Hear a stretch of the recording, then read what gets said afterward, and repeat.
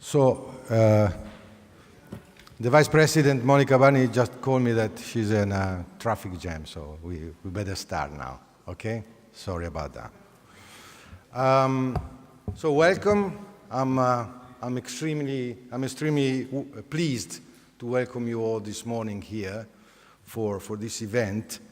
And let me first start thanking all people that gather here, my university colleagues, of course, the hosts who from other university and research institute, the representatives of institutions, of industry, of the business community, of innovation, of all the institutions that are accepted the invitation. Furthermore, let me thank heartily the panelists from Italy and Europe who accepted our invitation to join us in this event.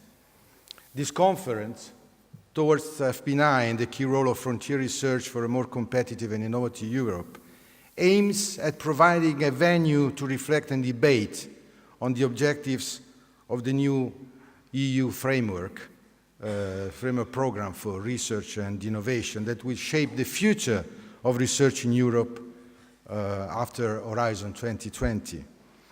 With this event, our university wants to emphasize the relationship between excellence and impact, between frontier research and innovation, a pressing issue within universities and research institutions that should also be a central element in the vision and the strategies of innovation communities within the member states of the European Community. Ensuring adequate support to frontier research is the foundation for groundbreaking achievements and innovation. We know that. We often forget how much our well-being is the result of technological breakthroughs deriving from curiosity-driven research, even if with no immediate application. On this respect, let me thank Professor Jean-Claude Bourguignon, the President of European Research Council, who could not be here today, but kindly sent us his greetings in a video message that we will see shortly. ERC, as you know, is the EU leading institution in supporting frontier research. It provides key resources to our researchers so that their ideas and results can reach the international level they deserve. We chose to host this convention here in Pisa for a very good reason. Our land, the whole Tuscany, stands like a crossroad for expertise and excellence, which is a unique pattern in our national scene, and Pisa in particular. We have here today the representatives of institutions and authorities that belong to the Tuscany research systems. We actively wanted to have them here because we think it was fundamental to show up this international venue as a network, a powerful and successful network that could become a paradigm as a best practice. Let me use also this occasion to point out some facts and figures of the university I have the honor to represent since 1 year and a half only, as the University of Pisa is definitely a hub in the national research and mostly in the frontier research community.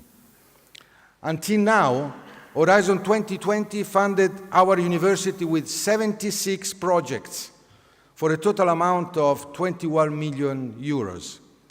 Our trend is definitely upward.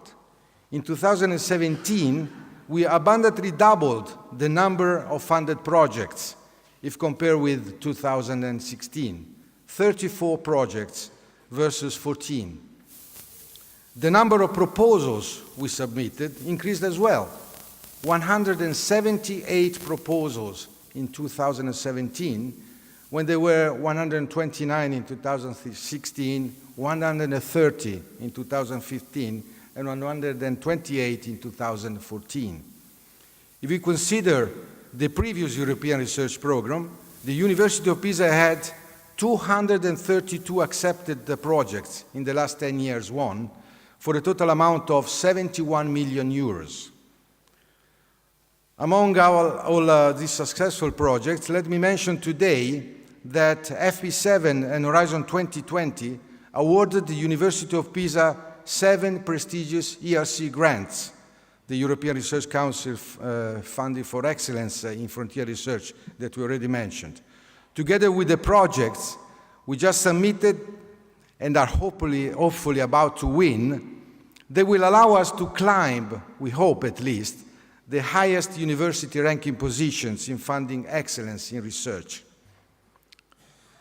Our current governance considers as a priority the participation to European projects and promotes excellence in research and innovation competitiveness with remarkable and multi-purpose investments during the past years. One for all that I would like to point out, the so-called BIO, a call specifically designed to give support and incentives to the submission of Horizon 2020 projects in our university. Over the 2-year periods, 2017-2018, the BIO invested a total amount of 3 million euros from our budget.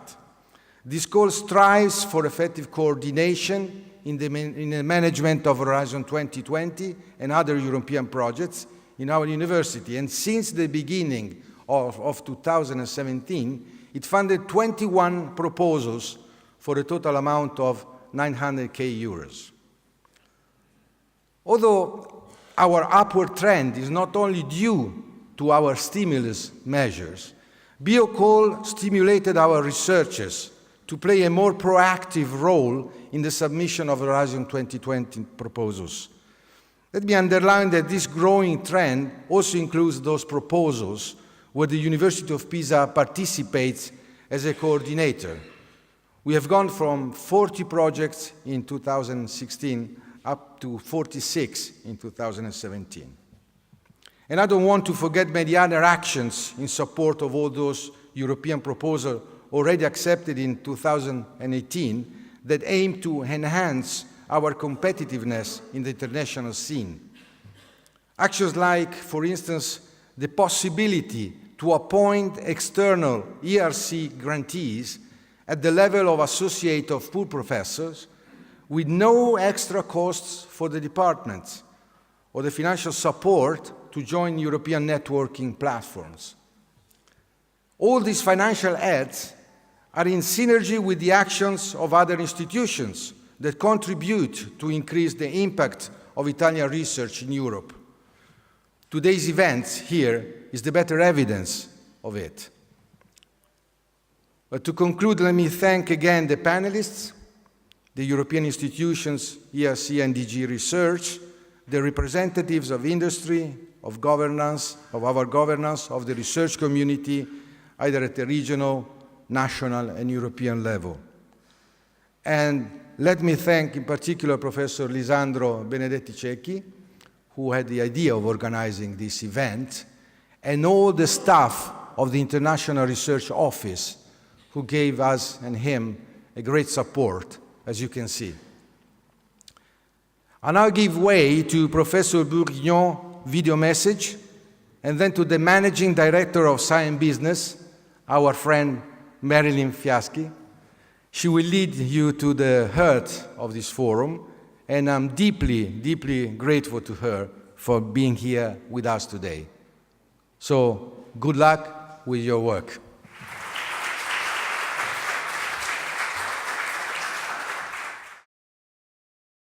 I apologize not to be able to be with you for this wonderful conference.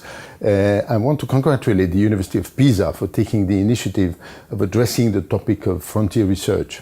I think all of us, we are very, of course, eager to develop curiosity-driven research, but we have to make the case all the time why this is so important.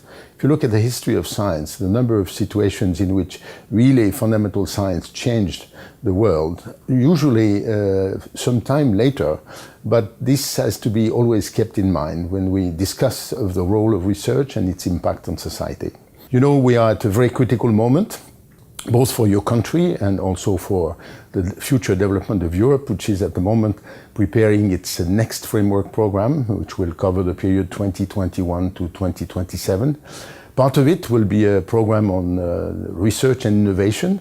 And of course, at the European Research Council, which has already more than 10 years of age, we are very careful about getting the right setting for the future developments, which means really we want to continue the job which has been done, namely supporting very ambitious projects submitted totally freely by researchers. More than 8,000 of them have been funded, but also at the same time to have more agility to really look at the impact of this research and also to help the researchers just be as mobile as possible in their topics. That's why, for example, for us, interdisciplinarity is a very key topic to be addressed. So again, I wish you very good success for your project, which I think was exceptionally timely to make the case for frontier research at the moment where this needs to be done, because we have to explain how critical it is for the future development of society. Thank you very much.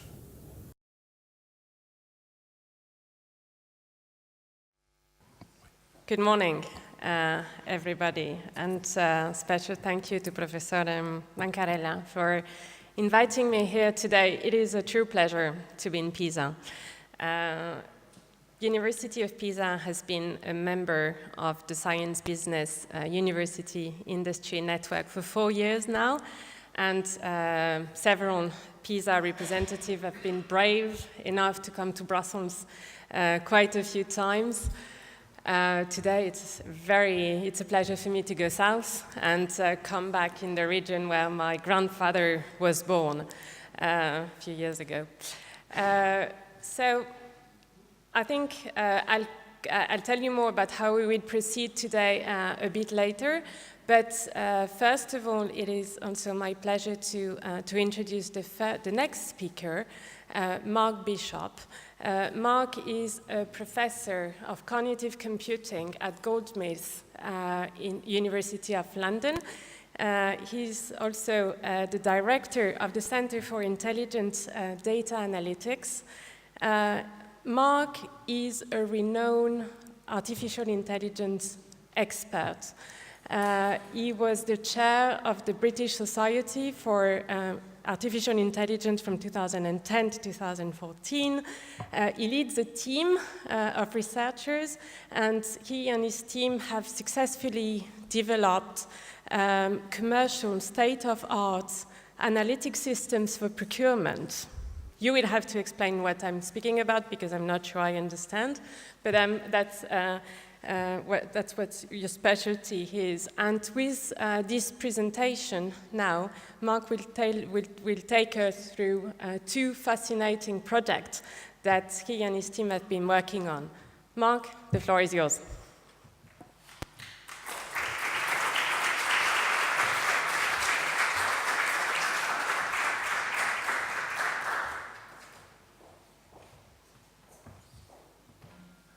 Thank you, Marilyn.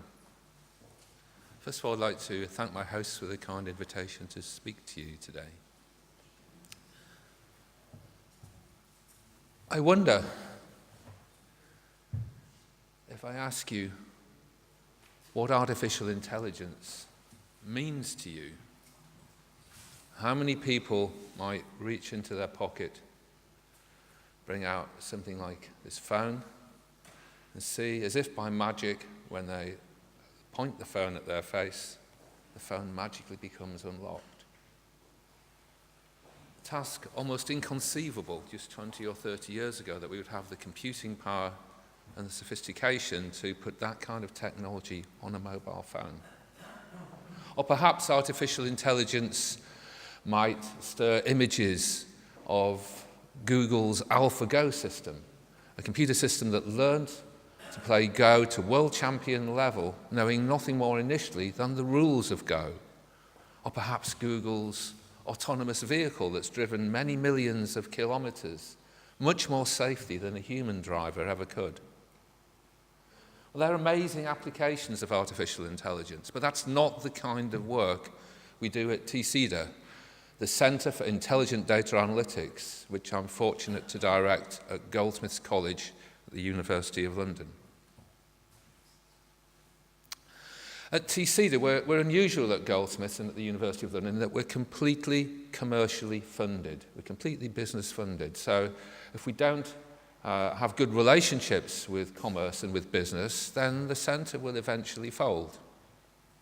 And that presents particular challenges when we're looking for partners to work with us, but it gives us particular opportunities. So the kind of AI that I want to sort of take you through this morning very briefly is not going to be as glamorous or as sexy as a system that will beat Gary Kasparov at chess, or that will win at Jeopardy, an American TV game show, against the best Jeopardy players in the world. No, the kind of AI that we've been working on is much more kind of mundane. The kind of systems that we can use in business, say, to automate everyday processes. Many business processes involve routine manipulations of things like Excel spreadsheets that the same administrators do day in, day out. Wouldn't it be great if we could automate those tasks? Or how much of business time is spent delivering routine training? For example, how to fill in an expense form. That's something we've all done, and every university, every business has different procedures for how we go about doing that. Well, if we can use AI to deliver training to save someone to do these routine tasks of telling people how to fill in expense forms, when we're saving business time. So these are the kind of mundane, relatively mundane areas of applications that we've been interested in. Well, TCEDA is particularly involved with intelligent data analytics, and so the two applications I want to take you through are in that domain, the domain of using artificial intelligence for analytics. And these are, I think, opportunities for the use of artificial intelligence in business. Now, the first project I want to take you through was hinted at by Marilyn, and this was a project in what's called procurement analytics. Now, the work started out serendipitously from a pure science research, blue sky research project that we embarked on with colleagues at the University of Reading in 2006. And this project aimed to develop, very modestly, a new search engine that would rival Google. You know, we set our targets fairly low, you might think. And along the way to trying to develop a new search engine that's going to be product and spatially aware, so that if you typed in Pisa, I'm looking for television manufacturers, it would give you manufacturers that were local to this domain. Along the way to developing such an entity, we developed some technology that we realized could be very useful in business in the world of procurement. If you think of large organizations, and in the UK, the largest employer in the UK is the UK National Health Service, there are many people involved in buying, in purchasing decisions. And it's much to my surprise when I became involved in this world, it was soon apparent that a purchaser, say for the National Health Service, of, say, syringes in London, even if they order them, so they're working for one organisation, the NHS, and even if they order some syringes from the same supplier, say in Germany, from an office in London, and somebody else in the NHS makes an order for these syringes in, say, Manchester, they may be getting supplied them at different prices. Now, why is this happening? Why don't purchasing officers see this price variance? Well, because it's usually hidden in the arcane language of purchase orders, which are very terse descriptions. So imagine if we put an order in for, say, a computer monitor, a Toshiba XW14Z in London, and you put in an order, you're working for the same organisation, for a Toshiba 32-inch computer monitor in Pisa, they might refer to the same thing, but the language used to describe the product is really different. So what our AI did was try to work out when people use language to identify the same thing and then to look at the different price variances that we can achieve. And this software was used by the UK National Audit Office independently, and it showed that in the National Health Service, if people centralised purchasing and bought at the best price as identified by our software, we could save the NHS £500 million per annum on their annual consumable budget of 4.6 billion. Now that's an awful lot of doctors and nurses. Now, the second analytics project that we've been working on, this project just started a few months ago, but it's based upon some research at the centre that we've been undertaking for the last year. It's very, very different. It's to do with the area of human resource analytics in companies. Now, in all organisations, large and small, there's a regular churn of employees. People come and people go. But if any of you have ever worked for an unpleasant manager, sometimes you might leave a company in not the best spirit, and not the best vibe. You might not take the best memories of that company. And if the manager's been really, really evil to you, and perhaps forced you out of your job or denied your promotion, then you might leave a company quite angry with that company. Now, when people leave a business and they're not happy, various things can happen. At the most benign, perhaps, a salesperson might leave a company and take with them a list of sales contacts to their new employer. Slightly less benign, someone who's annoyed with their manager, who feels they've been wronged, might, if they've got access to IT, perform some very malicious acts on that company and cause IT failures down the line. We call these threats insider threats to a business. And the Forrester report from last year identified that 39% of data breaches worldwide were caused by either accidental or malicious use of data by employees. So if we can try and detect when people are getting unhappy in a company, then it allows HR departments to intervene at a very, very early stage.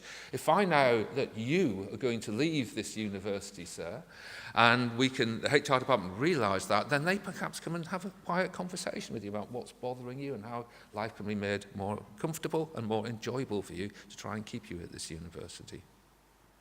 So this is the project we've been working on, and our inspiration for our particular approach in solving it comes back from two sources. The first of these sources is the work that went on in Bletchley Park in the UK on decoding the German codes in World War II.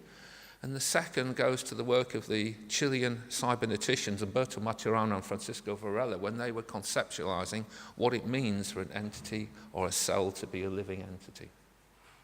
Because we had to, when we're thinking about when people are unhappy in the company, we had to address some pretty fundamental questions. How many of you ever thought, what is a company? What makes Apple Apple? What makes Fiat Fiat?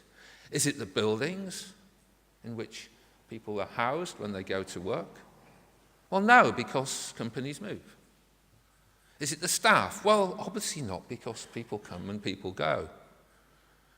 Is it the products the company make? No, because companies change products all the time. So what is the essence of a company?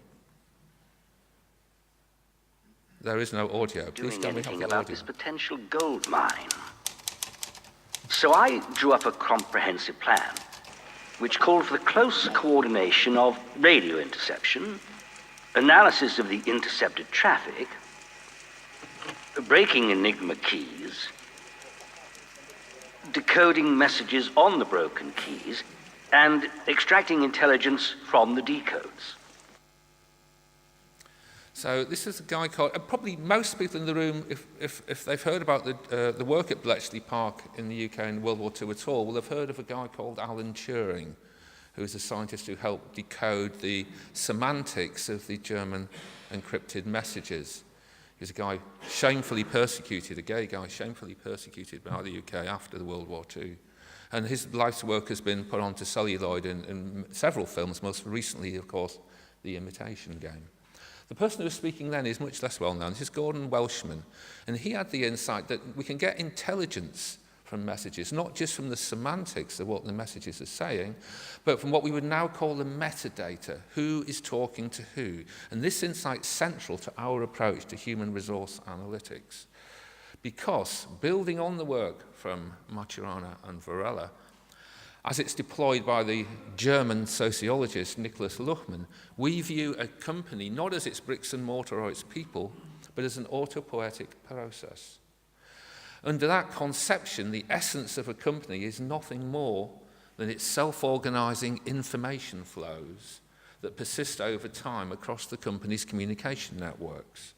So in other words, we're looking, to use our HR analytics platform, all we have to do is to tap into a company's email system or their phone record system. This gives us real-time access to who's talking to who. And based upon that, we can do some quite interesting things. The diagram on the slide is real data from the publicly available Enron email corpus.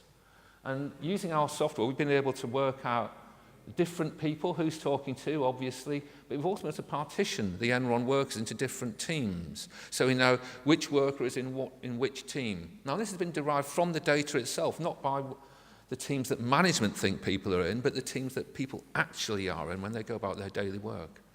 And then using insights like, well, if your inbox of email is growing faster than it's dropping, then you might be getting more stressed. Using information like, well, if you're in a team and you're not communicating, you might be getting unhappy. We can then use metrics derived from this data with very complicated advanced machine learning models to give warnings of when employees are unhappy. This work has been undertaken with our commercial partners, so Harman Cyber, some consultants from GCHQ, that's the UK intelligence services, and a company called Deep 360. Now, those are two examples of analytics projects that have had high impacts that I've been involved with. There are, of course, risks of using AI, and these are novel risks to do with AI. And I want to very quickly run through three: risks, biases, and opacity. One of the risks about the use of AI and analytics is the risk to our privacy.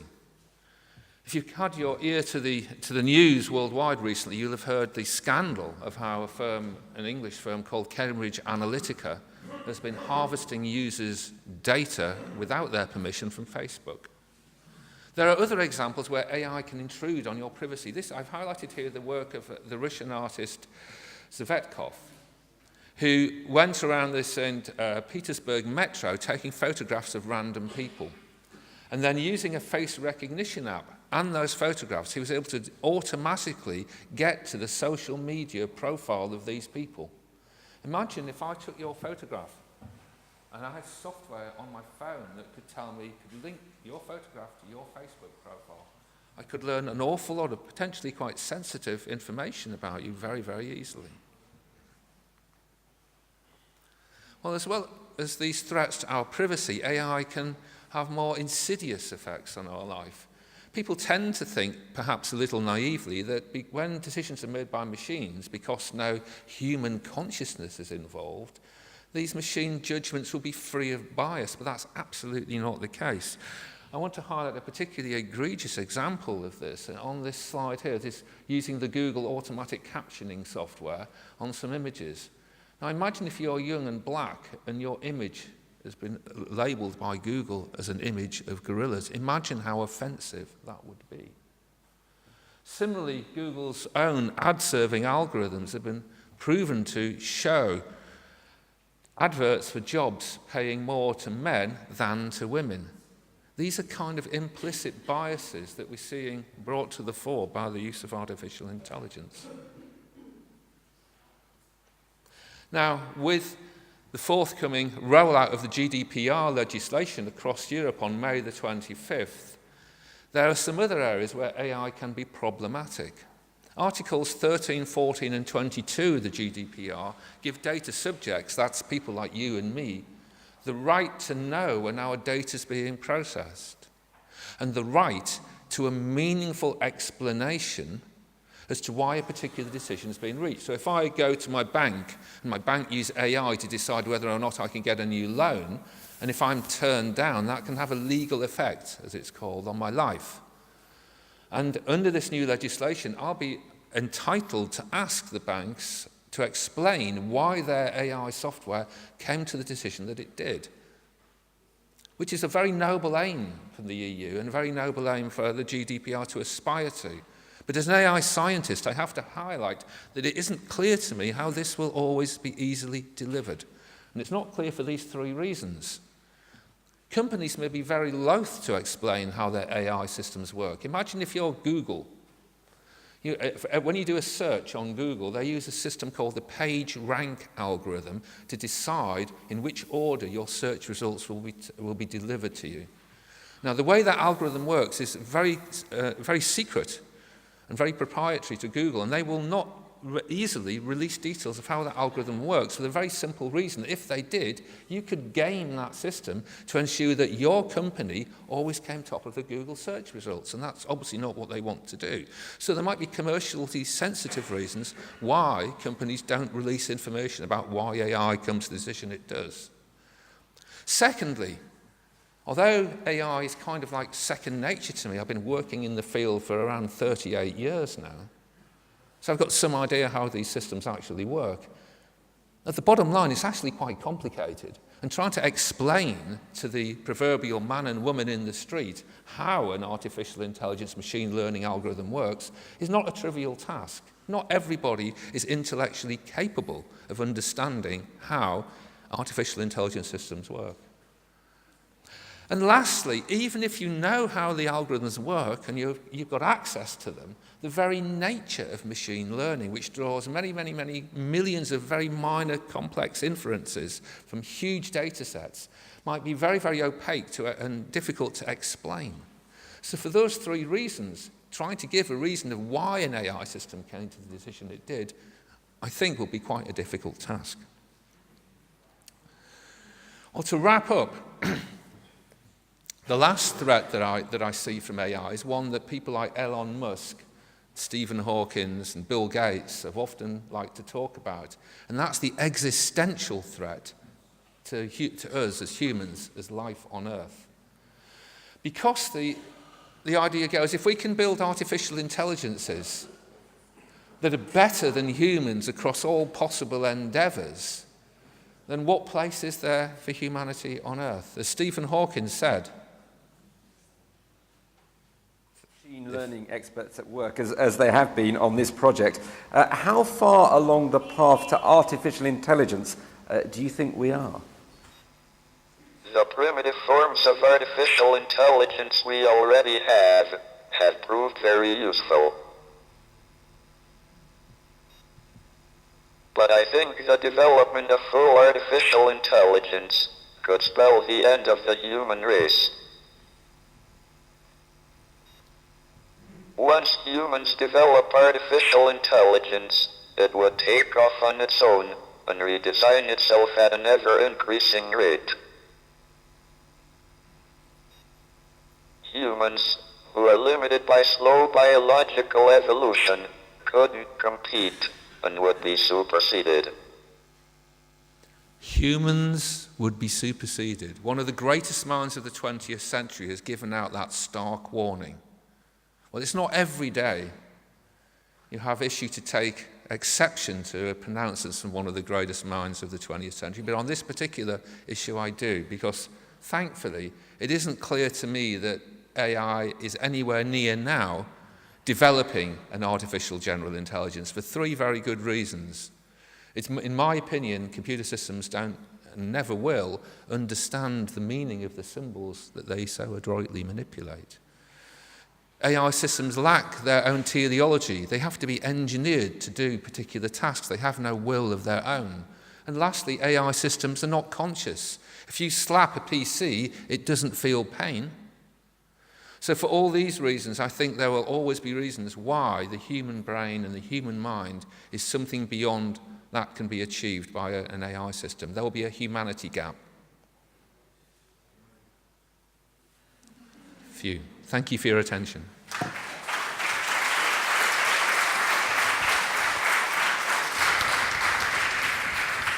Thank you very much, Mark. Because we are running a bit late, I suggest that if anyone has questions for Mark, you keep them in mind, and Mark will be back in the second panel, so you can ask him directly some questions after the coffee break. Does that work for you, Mark? Yeah? Good. So may I call the first four speakers on stage, please? We will now kick off the panel discussion. And with this first panel discussion, the objective is to bring a flavor of what's going on in Brussels. We are in bubbling times.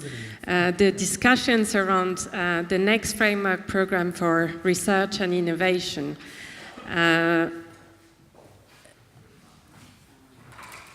very intense at the moment, and we have the pleasure to be joined by 4 distinguished speakers. Very nice to see you.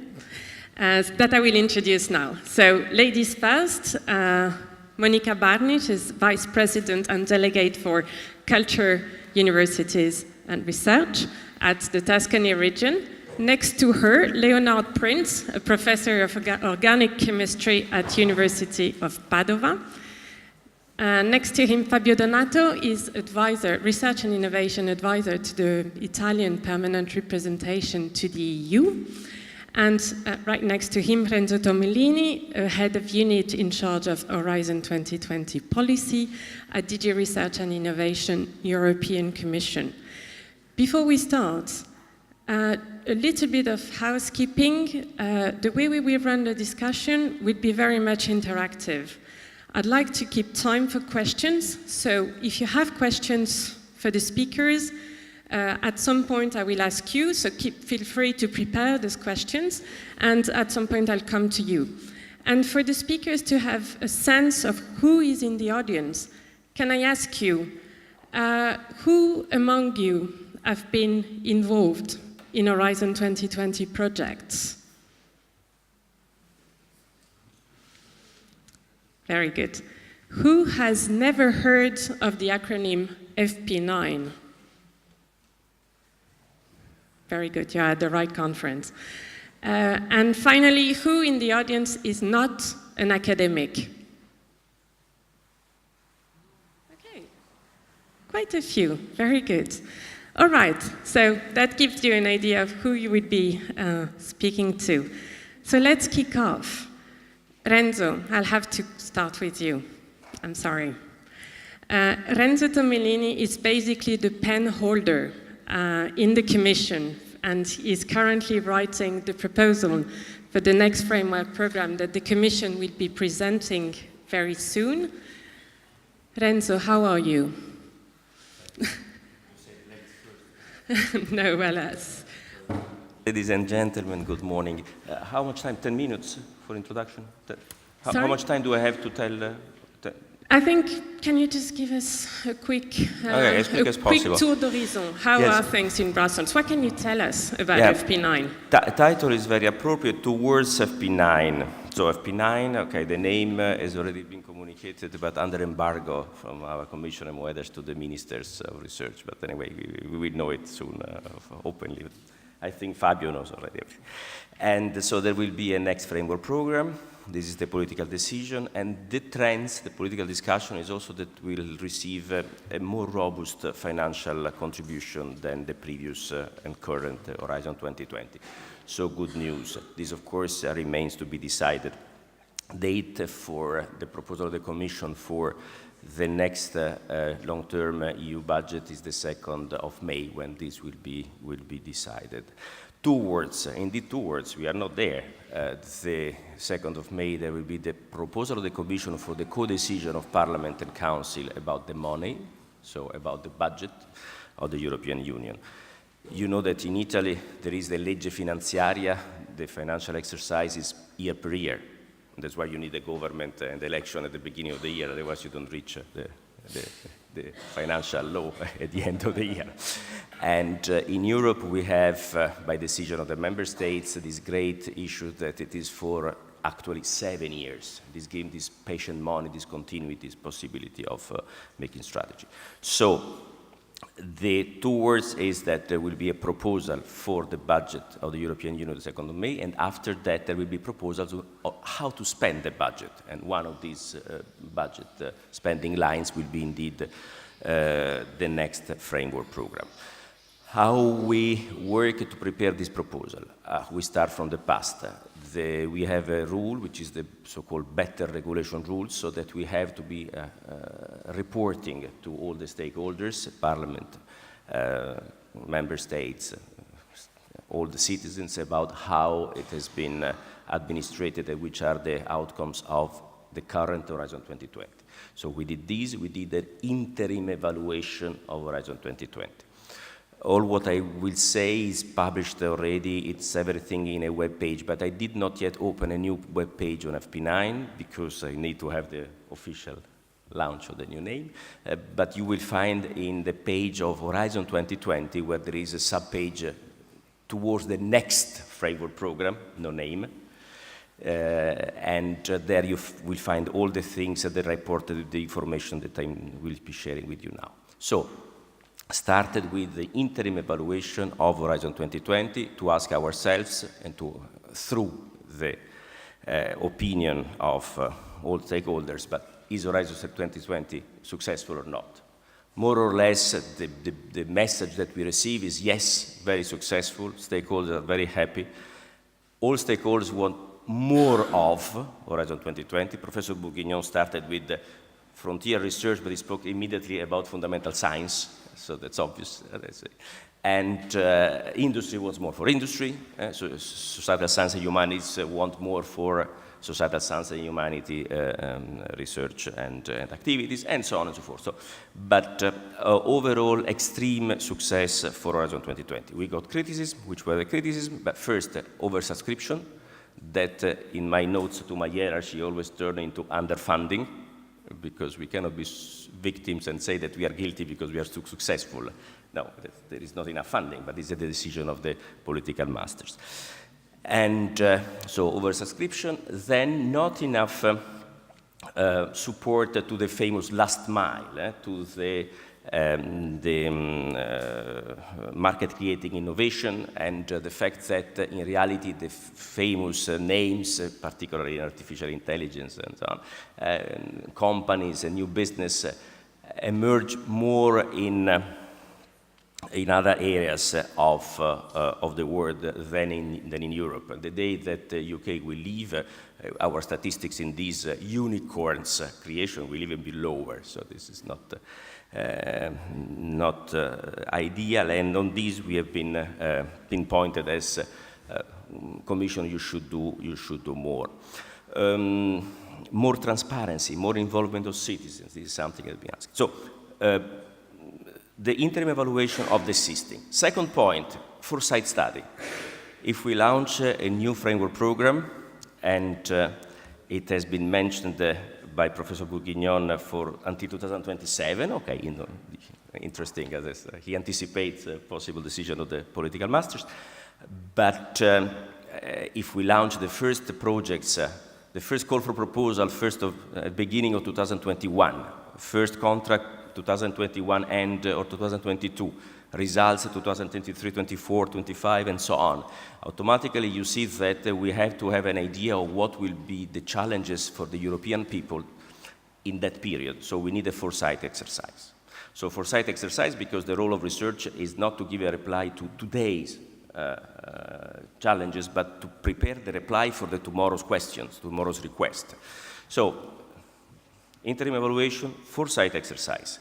Third important element that we have developed is an economic case. In reality, at this moment, we all together, in different roles in the scientific and innovation community, we go to those who control the budget. So the member states, the finance ministers, the members of the parliament, and we have to say, give us more money. And the classical question is, why? So we have to say why. We have to demonstrate that the money put into research and innovation is not an expenditure, but is an investment. When you have shortage of budget, what do you do? In our family, you cut the expenditures, but you don't cut the investments. Probably everybody in the room decides to cut maybe in some vacations, but not in the study and in the curricula vitae of the children.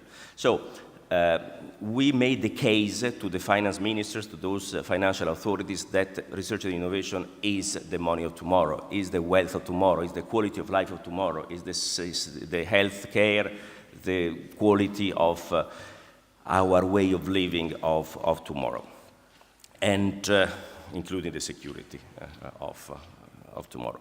So other important issue is this economic case. Also this you will find, and you may read it and quote it and use it and comment as much as you want.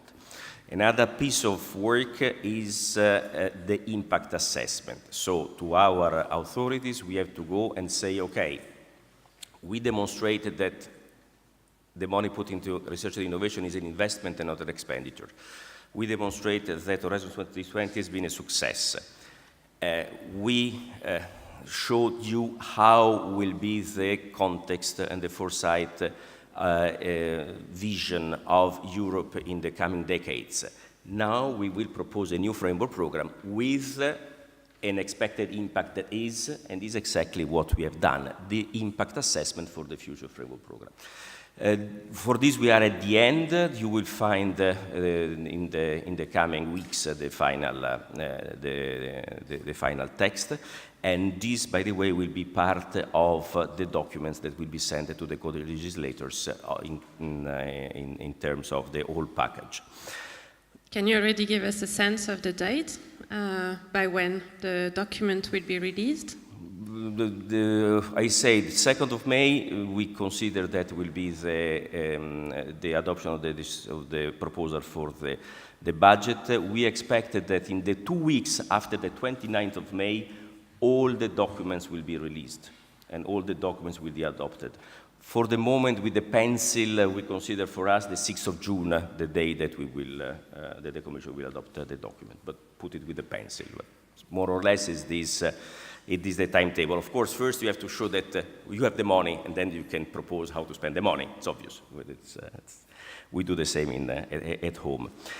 In terms of what will be the Commission decision, we are working now, and you can imagine that 8 weeks is a short term for finalizing the text, but we are working in terms of continuity with some improvements, as I was mentioning, of evolution and not revolution.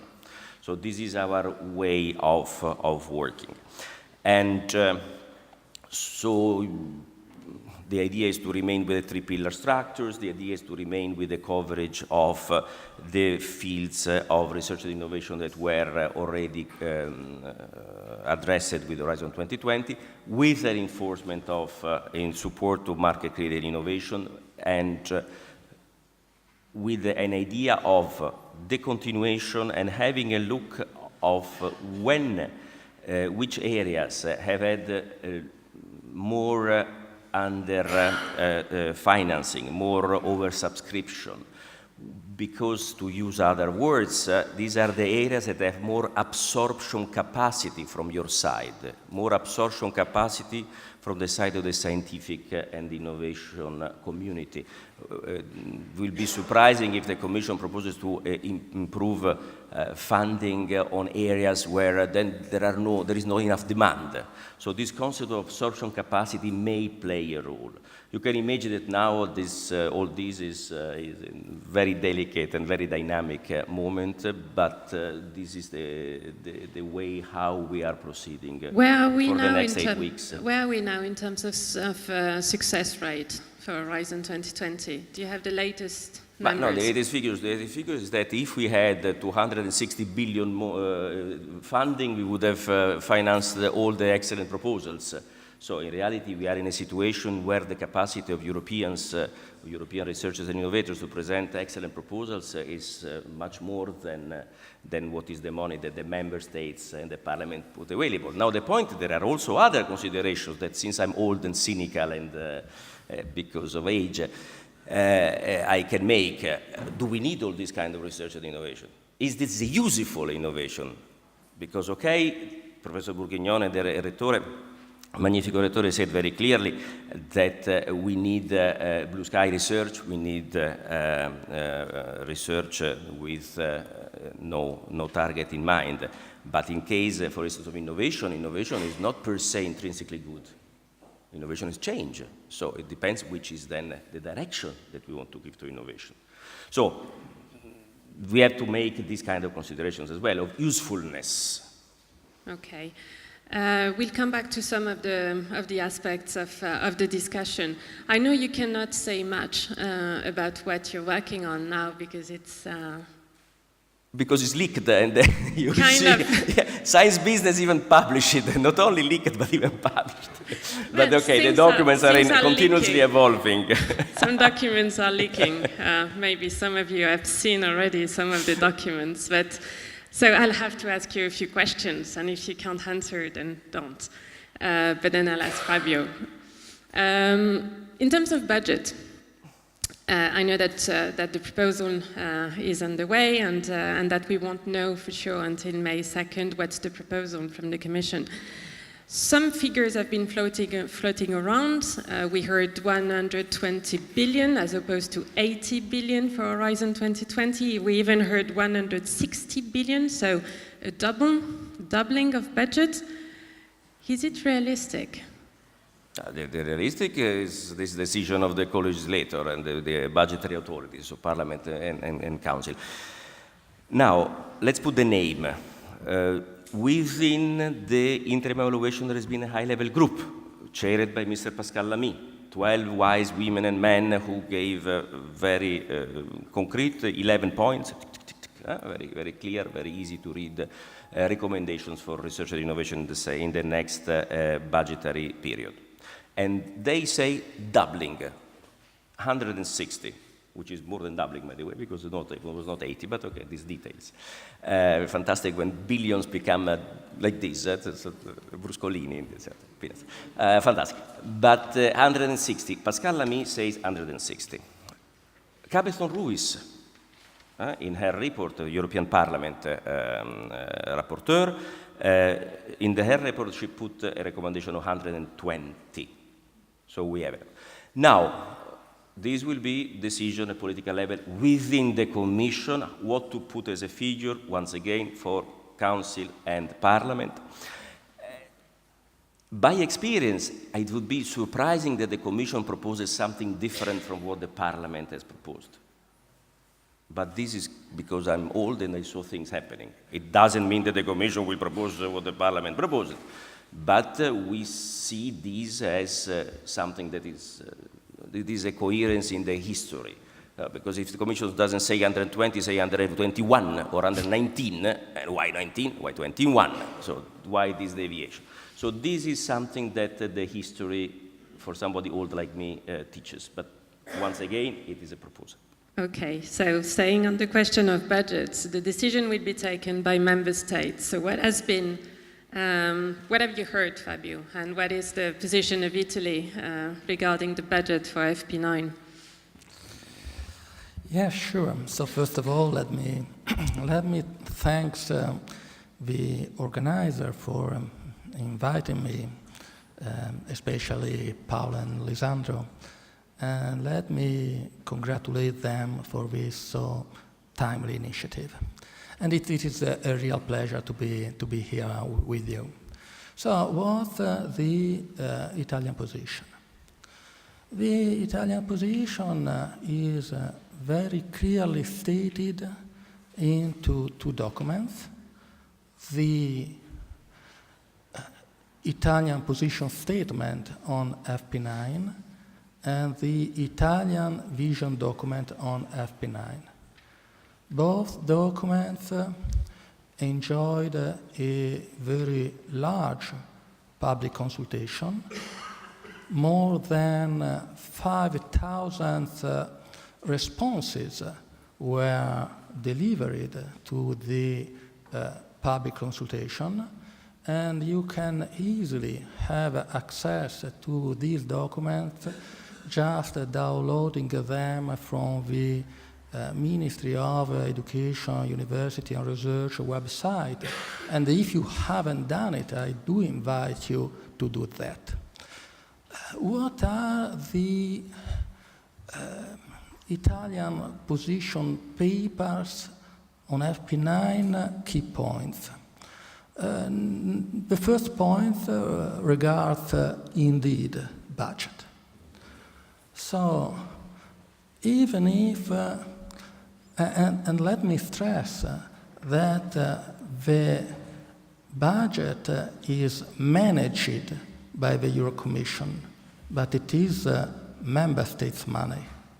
So it's a transfer of money from national budgets to European Union budgets. So it's our money. So what's the Italian position on the budget? Even if we are aware that the overall European Union budget is going to decrease, since all we know that the Brexit is going to happen on 29th March. Next year, we will move from 28 member states to 27 member states. So the overall budget is decreasing. However, the Ministry of Education, University and Research position supports a substantial increase of the European budget for research. Now, what substantial means has to be decided. As very clearly Renzo was saying, the European Commission is asking for doubling budget. The European Parliament was proposing to move from 77 billion euros, that was the Horizon 2020 budget, towards 120 billion euro. We are aware that Germany is proposing for FP9 100 billion euro proposal. So what a substantial increase means will be decided, but the main political point is that even if the overall budget is decreasing, we are asking for a substantial increase of the European budget for research, of the European budget allocation for research. However, let me say that as soon as we published the Italian position statement and the Italian vision document, the Italian position statement was handed directly from Minister Valeria Fedeli to Commissioner Moedas on 28th September 2017 during the G7 meeting that was held in Turin. And the vision document was spread over all the key actors in Brussels in early 2018, namely the European Commission, the European Parliament, the European Council, and the Council of the European Union. I was saying we were aware that even if the Minister of Research was pushing for more money for research, we went through the position documents of the other Italian ministries, and we realized that any ministry is pushing for more money for their sector. So the Ministry for Transport is asking for more money for transport. The Ministry for Health is asking for more money for health, and so on. And so we realized that to state a request for more money for research just at Ministry of Education, University and Research level was not enough. So we decided to move to a higher level, and the higher level is the Prime Minister level. Over the last months, one technical committee was in place at the presidency of the Council of Ministers level, crafting, designing, shaping the Italian position on MFF. So we worked very hard as to be involved in this committee. We succeeded, and I am very happy to share with you the information that within the presidency of the Council of Ministers document on MFF, it is clearly stated. Hold on, I'm not sure that everybody knows what MFF is. Sorry, MFF is multi-annual financial framework. That means the European Union budget. It is clearly stated that Italy, the overall Italian government, is supporting a request for a substantial increase for research. And you may understand that moving from research level to the overall government level makes a huge difference. Okay, so that's the position of Italy. Which countries are aligning with this position? Or are there any countries that are completely against and that will block the increase of the budget? The negotiation is not in place yet. We are waiting for the European Commission proposal on MFF, and as Renzo clearly said, it is expected to be delivered on 2nd of May, and we are also expecting their proposal on FP9, because it depends on how the proposal is designed. We can be more or less happy. We can be more or less satisfied. But just to conclude my first intervention, let me share with the audience very briefly, what are the other two key points of the Italian position, namely in terms of FP9 principles and FP9 evaluation criteria. So, as for FP9 principles, we support European added value as the main FP9 principle. And in a pragmatic way, this means that we are open to fund what has an European added value, and we are not open to fund what has not an European added value. So, Europe first. And as for the criteria, our position, and I am not sure it's so aligned with the Commission, our position is the following. We do support excellence as the main criteria for the first pillar, namely open science or fundamental science or frontier science or what it will be. And we ask for excellence coupled with impact when we move to the second and third pillar, namely global challenges and open innovation.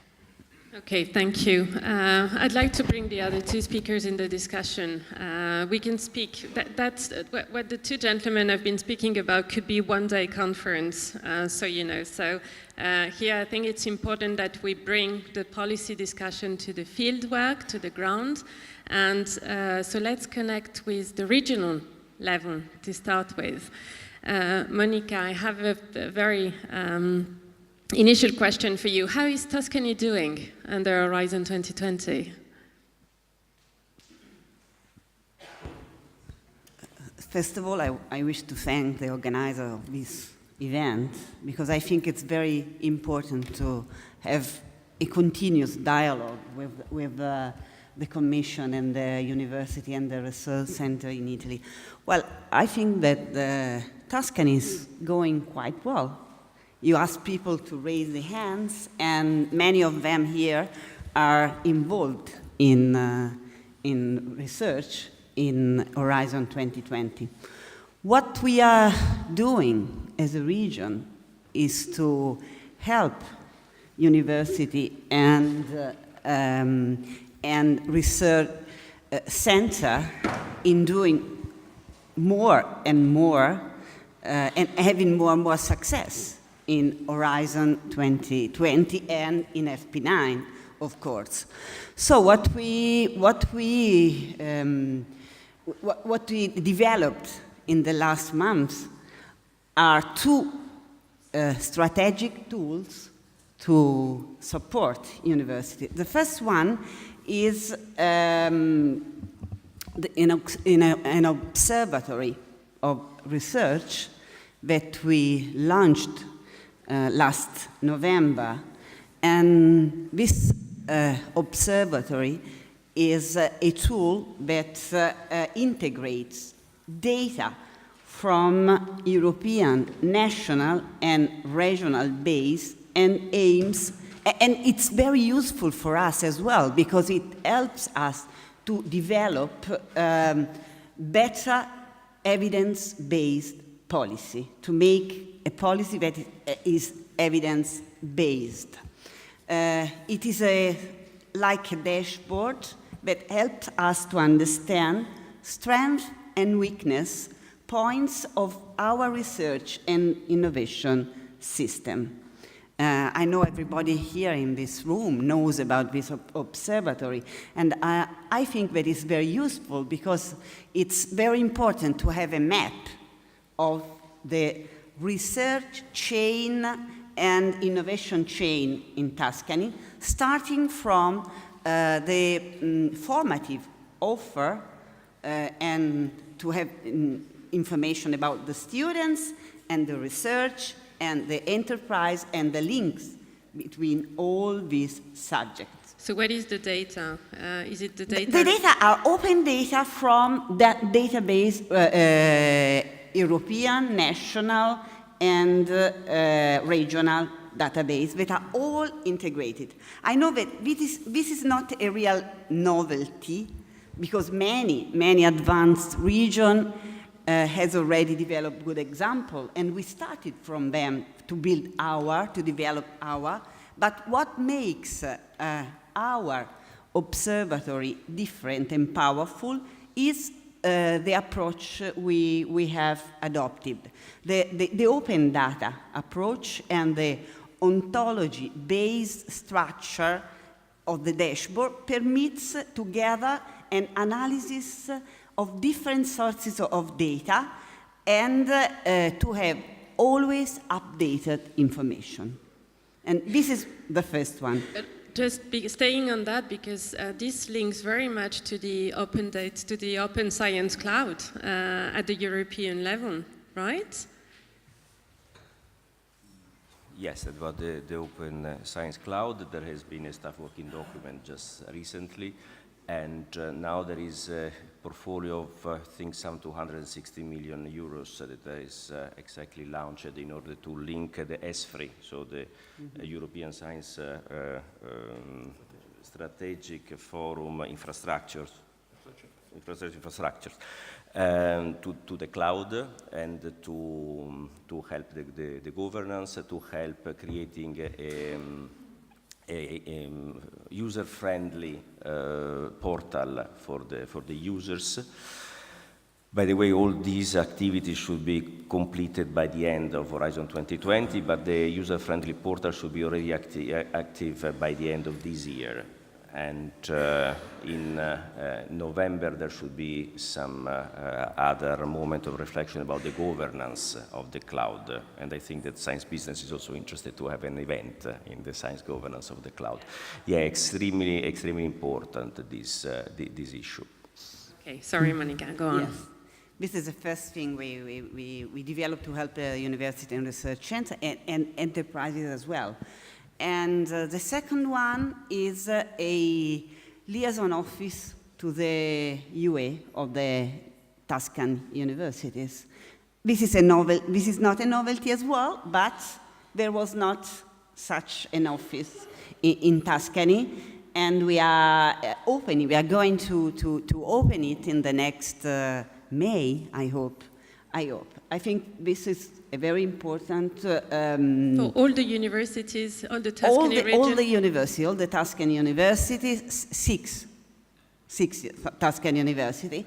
And the aims of this office will be to provide intelligence to the university on the UA funding opportunities and to encourage collaboration between researchers and potential partners, and to facilitate stronger relationship between Tuscan higher education institutions, European institutions, and regional partners for the UA and beyond.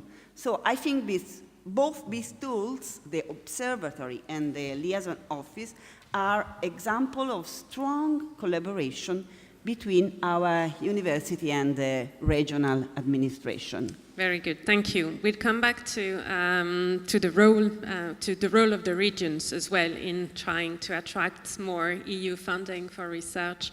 I'll come back to that in a second. But Leonard, can I come to you? I think you are the perfect product of EU funding, just because you've been good at getting grants.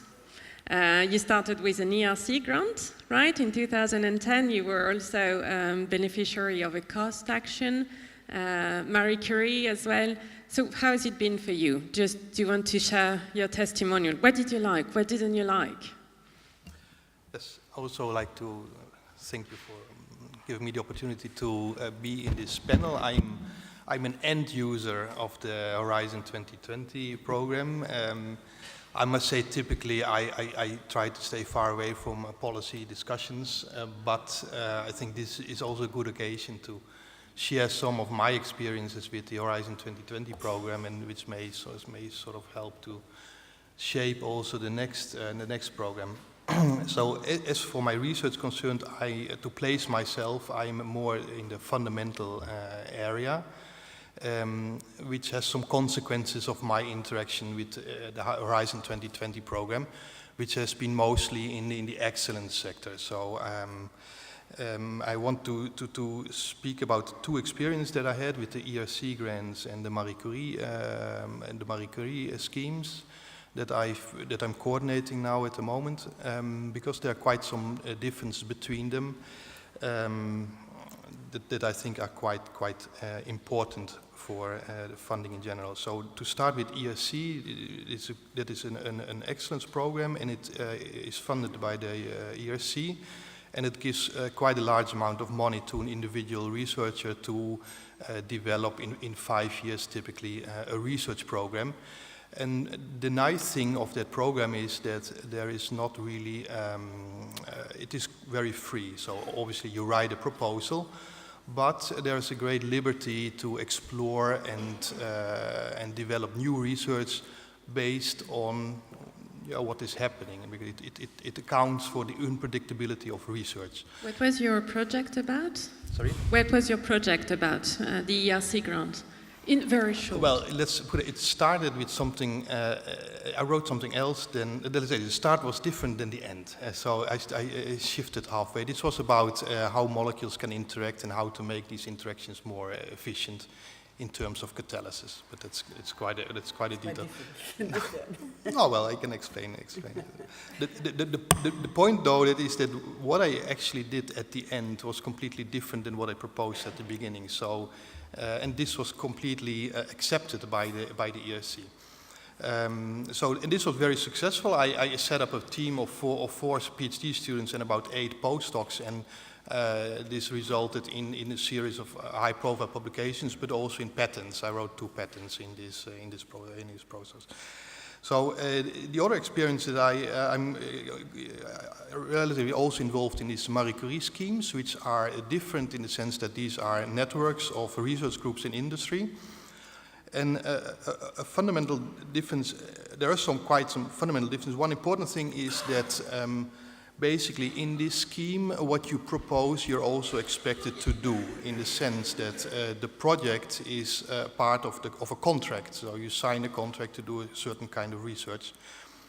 And so it happened to us that at halfway the meeting we were asked why why we hadn't developed some objective. We said, well, we found out that it didn't work. So we had to justify our fact that our research was going different than what we expected. So there's much more restricted in terms of use of the funding. Another difference in this scheme is that currently there's a strong commitment of industry required. For the kind of research that I do, this is quite difficult because typically what we do is quite far away from an application in society. So what does this mean? It means that we can rely on two types of companies. The first ones are small spin-off companies that are very close to academia and that are in a very embryonic stage of industrial development.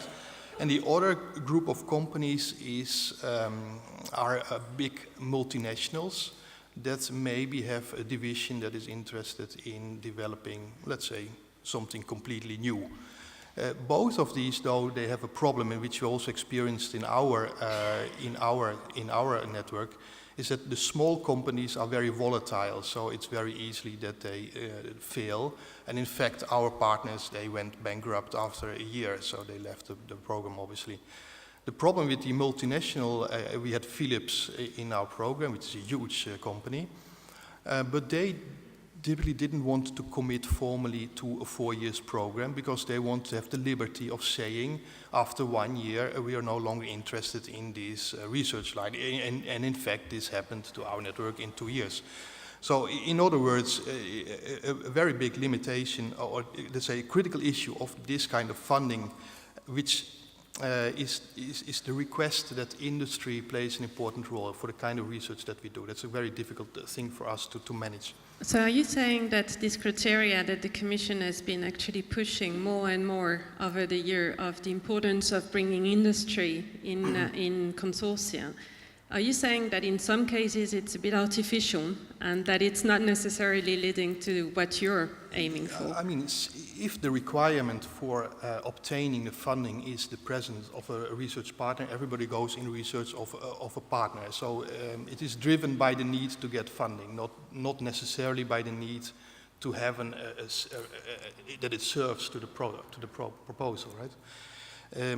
This is even so. In that sense, it's a bit artificial, and in fact, in a lot of these networks, the relationship with the companies, in my opinion, in my experience, is also quite artificial. For the other programs, I've never been able to enter into the let's say the other pillars of the Horizon 2020 program because. There is, in my opinion, very little space for the kind of fundamental research that we do, in the sense that those projects are very close to applications, and that is very difficult to connect to. Yes. Okay. I'll come to you in a second for questions. Can I ask to each of you, very quickly, what is your takeaway from Horizon 2020? And especially on one question in particular, the balance between individual grants versus collaborative research. What does Europe need, and what is, according to you, the most important thing? Can you just do a very short answer? Who wants to start? Yeah? I should not talk because I should deliver. It depends what is the issue. The point is the indicators, I mean, which is what we want to achieve. Do we want to achieve, which is the indicator of success? My indicator of success could be what? How many publications I have, how many books I published, how much is my salary, how happy I am in a private life. I mean, that's always the point of the indicator of success. The same here. Who puts the money? Member states. Who puts the money? Citizens with their taxes. So, now, what is the point? This is the way of reasoning. The result, and this you see from what the Commission has proposed with Horizon 2020, and okay, in this direction, of course, we are working because it's continuity with improvements, is evolution and not revolution, is to have both collaborative research and both individual grants, because there are different instruments for achieving the goals. But then I'm here to listen, not to talk. Fabio. No, I mean, I have, let's say, a dual role, because on the one side, as you know, I am a member of the scientific community. I am professor in business economics at the University of Ferrara. And so, as a professor, it's clear that the individual grant gives you a stronger freedom of research.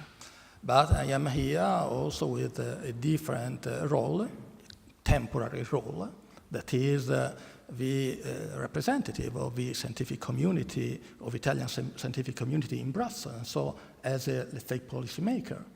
You were speaking about the European added value, Europe first. So isn't collaborative research more powerful in terms of European added value? That's the point. As Renzo was saying, we are using citizen money, and so we have a responsibility towards society. And so it depends on the aim we have. If we are heading to strengthening the European research system, so collaborative projects are much more consistent with this aim. But on the other hand, we cannot decrease the individual grant level, because fundamental science is there, and so the very long-term results comes from there. So, to give you a short answer, I believe that we got a good balance in Horizon 2020, and this balance could be maintained. Leonard, how is it to be a Dutch researcher in Italy? I forgot to ask you. Well, I eat much better than the Dutch researchers in Holland. So you experienced... I'm more tanned, yeah. Okay, and you experienced networks and an ERC grant. My experience is of coming here is clearly I had to adopt, but I must say this. I found the difference was much smaller than I would have expected initially. My problem in Italy actually is more the fact that research-wise, Italy is not really considered as a top location for foreigners. What does it mean? It means that and I speak to students, they have the general idea that if you have to do good research, you have to go abroad. There's a very black and white idea of where people do good research, where do people do bad research. What I try, once people start to move, and I moved from between different countries, you realize that there is no black-white situation. So there are good places in Italy, there are good places in Holland, and also bad places. So, but in the general opinion of people, this is not like that. So what does it mean? It means that I have difficulties to, even with good funding, I have difficulties to attract people from abroad, from for instance, from Northern Europe, because there's the general impression that you could not do research. Clearly, if you look on the general level, it is complicated to do research in Italy because there is no national funding scheme that is supporting research. So that is different in Holland. Yes. If I may connect to the, let's say, the things that you said on the societal impact of the research.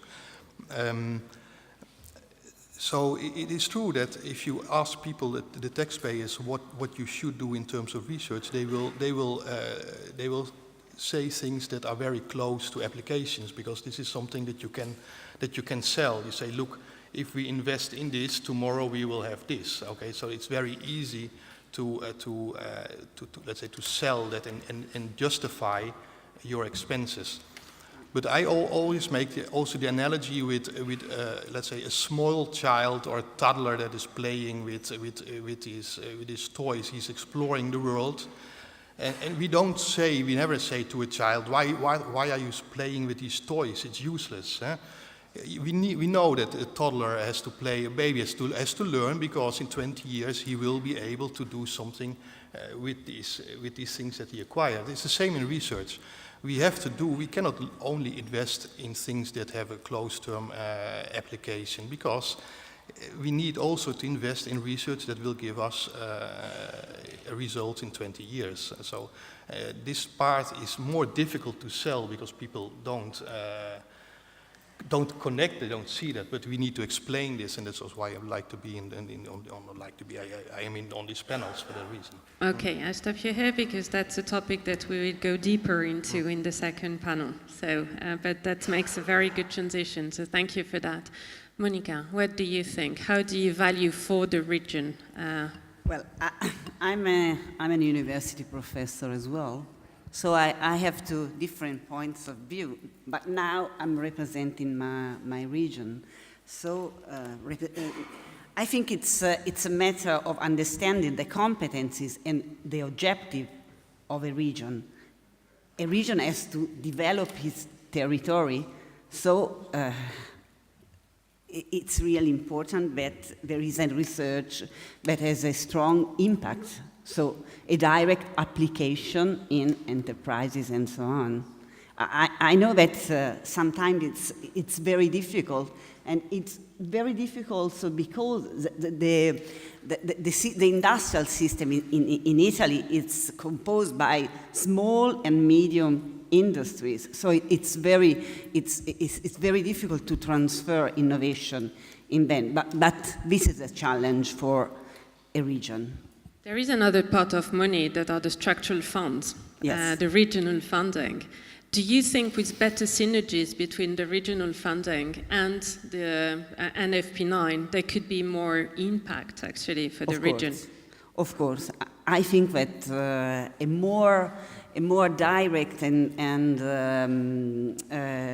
synergy between structural fundings and FP9 funds, I hope it will be developed, because I think that the Europe level guarantee an optimal allocation of resources in a large competitive arena. But on the other hand, some of the research teams developed at EU level risk not meeting local needs. So I think that, I don't know how, I think we have to think about it, but I'm sure that a stronger synergy is necessary. Do you agree, Renzo? Is the Commission working in that direction? Take note, and indeed we are working on this to explore how much we can go to this stronger synergy. You know already the Seeds of Excellence, just as an example, that is a good case, but you also know the drawbacks, that in reality there are some limitations in terms of implementation. But so, next dates, important to say, 2nd of May, you may want to have a look about how much money is proposed for the next framework program. Proposed because the decision will be taken by Council and by Parliament and Council. The two figures that were mentioned, 120 and 160, are not from the Commission, are figures from MEP Cabezon Ruiz and are figures from an expert group. Normally, the tradition is that the Commission listens more to the Parliament and not to an expert, because Fabio was saying that the Commission would like to see 160. No, this you say, that's why I intervene. Well, let's say that you just have a very ambitious because normally president. the Commission listens more to the Parliament than a group of experts, but this is history. But anyway, the Commission will decide, and we all will see the 2nd of May. Then we'll start the inter-service consultation, and then we'll start, the interinstitutional dialogue.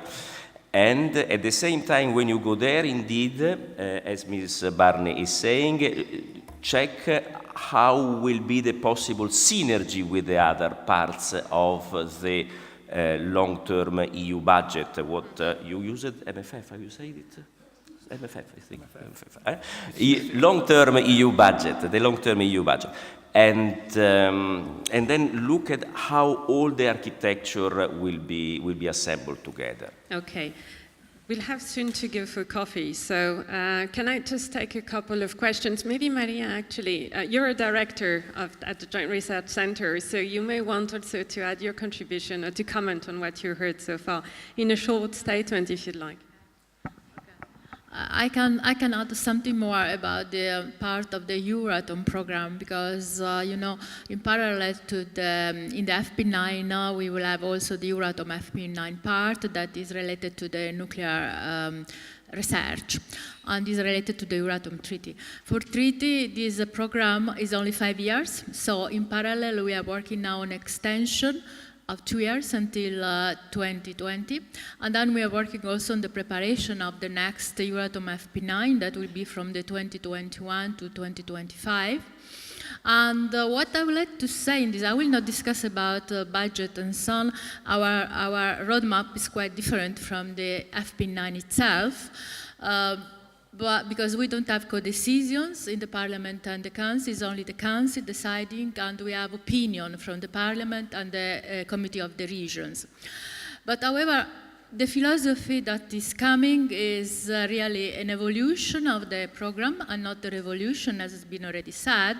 And for evolution, I would like to point out that for the nuclear part, we have discussed in February in Brussels with member states, and we have highlighted the 4 pillars that we would like to evidence in the FP9 preparation, that are the open access of the research infrastructures, are the education and training, nuclear science applications, and the innovation in industrial.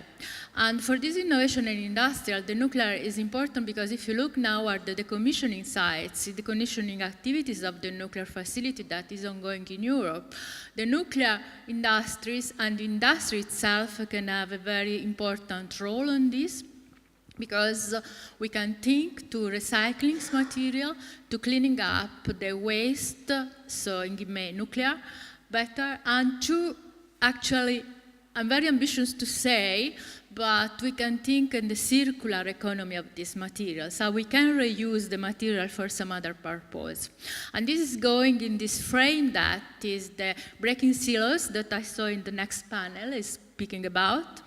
And the philosophy of the next preparation for the Euratom FP9 is really to have more interaction between nuclear and non-nuclear part. And this has been also a recommendation of the interim evaluation panel for the Euratom part of the Horizon 2020. So this will be some innovation in the evolution that will be taken up. And we have to consider, as been said in the previous panel, that in the next research program will be 27 countries, not more 28. And for the nuclear be important because the balance between nuclear and non-nuclear countries will be different. So we need to see how really the nuclear knowledge and nuclear science can support the Agenda 2030, that is Sustainable Development Goals.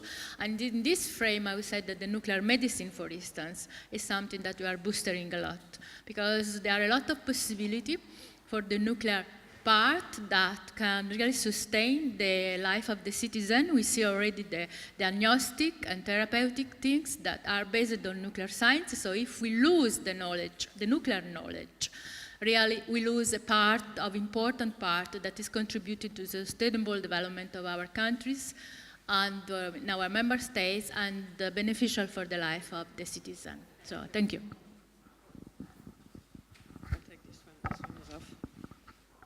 Good. Okay, so Euratom is separate from FP9. Are you writing the proposal for Euratom as well? No, I don't have this pleasure, but they will be in a way or another in the package together. Okay. So you will see together. Okay. 2 very short questions. Who wants to ask one? And 2 very short answer. I'm Professor Neri, I'm an associate professor of radiology.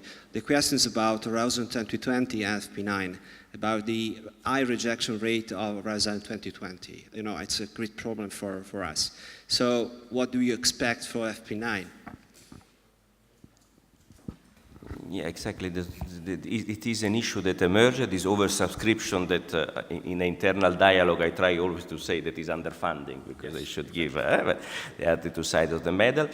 And in terms of the availability of budget, this we have to see. As I say, the Commission has not yet taken the decision of what to propose, and then the final decision is not clear. So the indications in the terms of the pronunciations, experts, parliament, some member states are positive, so there are good hopes, but hopes. We have absolutely no data, nothing to say. Now the point is that the excellence should be maintained as criterion. This is one of the things that we also receive as a message. Will be this the final decision, will be the decision of the program? This I cannot say, but these are the indications, the inputs that we receive.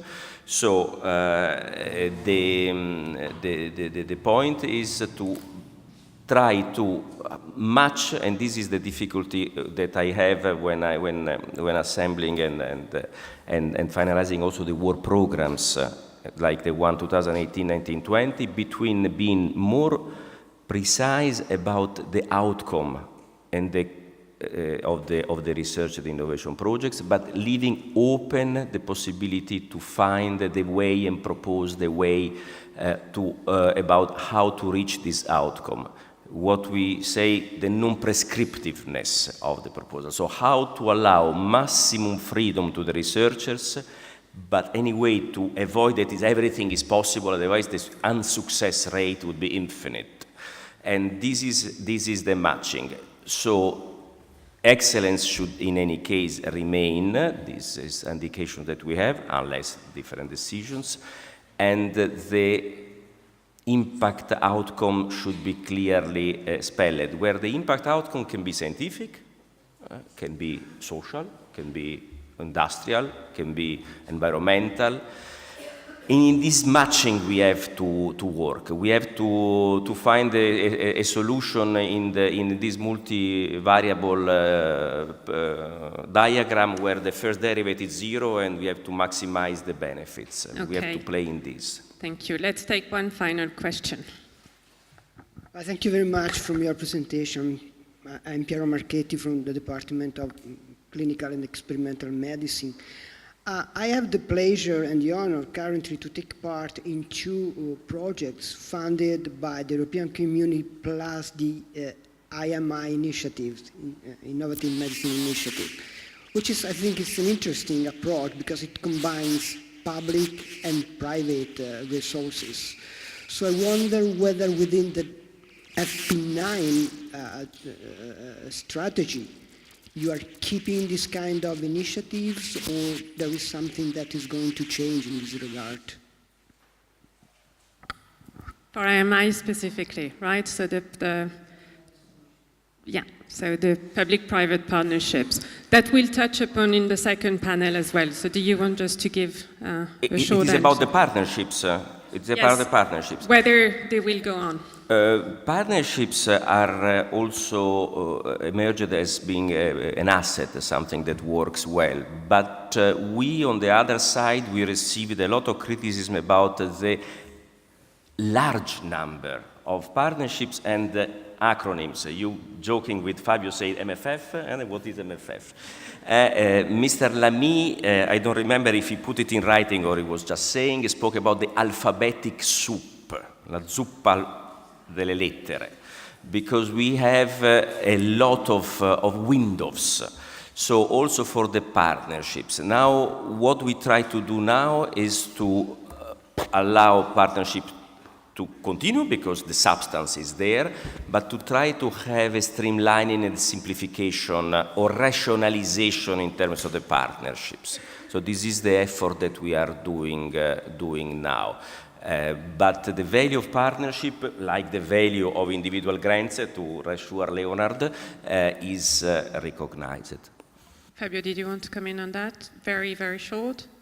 I mean, we are completely on the same side with the European Commission. We recognize the partnership values. It's clear that there is a need for rationalizing not the partnership landscape, but the funding landscape. And at ERAC level, the European Research Area Committee, a working group is in place. They will deliver their comments within a couple of weeks, but I am quite confident that the partnership will continue to be an asset for future FP9. Okay, just a note, we'll have an industry representative on the next panel who's been involved in the Innovative Medicine Initiative, so we'll be able to speak a little bit about it. One last question. Just a quick comment about your question. Fabio, I think that there was a good balance, you said, from individual grants and cooperative grants. I'm not that sure. I will suggest to increase individual grants for excellence as the DRC program, because they're called individual grants, but they enforce and they encourage mobility. Leonard is an example of this. And mobility means putting seeds for future collaboration. So you see, it's individual, but it will be cooperative. And I think this is very important. Mobility between, country in the European community is very, very important. I think it's a perfect way to wrap up this session. So should we go for coffee? And at what time should we regroup? I think, well, actually, before we start, why don't we announce something, Renzo? I think you have some breaking news right from Brussels. Yes, yeah, thank you. So congratulations to the rector and to the Pisa University. There was an embargoed information until 12 o'clock. Now it's a few minutes after 12, so that the 1 ERC advance grant has been granted to Benedetta Mennucci for Pisa University for light-induced function from excitation to signal through time and space. So felicitations.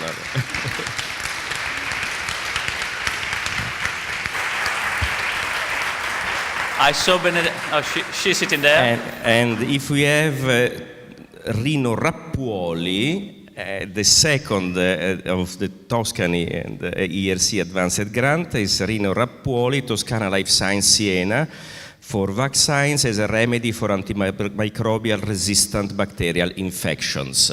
So it's you.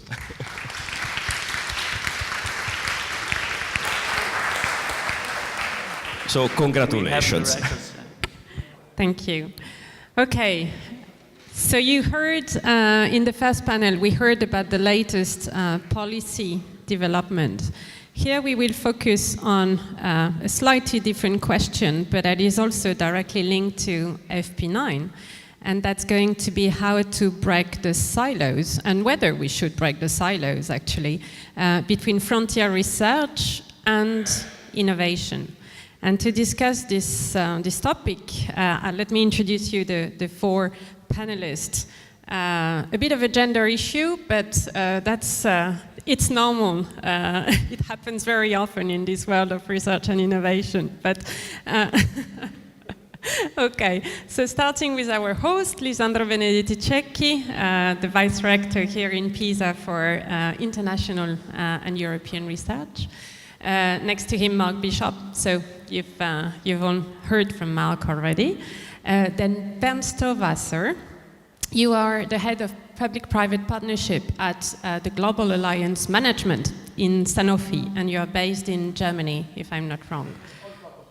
Okay, good. And finally, Marco Falzetti, who is the director of Aprile, the Agenzia per la Promozione della Ricerca Europea. There we go. Thank you very much to the four of you for joining us. So, well, the very first question I'd like to ask you is, why does Europe need frontier research? Well, maybe we should start by defining frontier research. Who wants to give it a try? Marco, do you want to give it a try?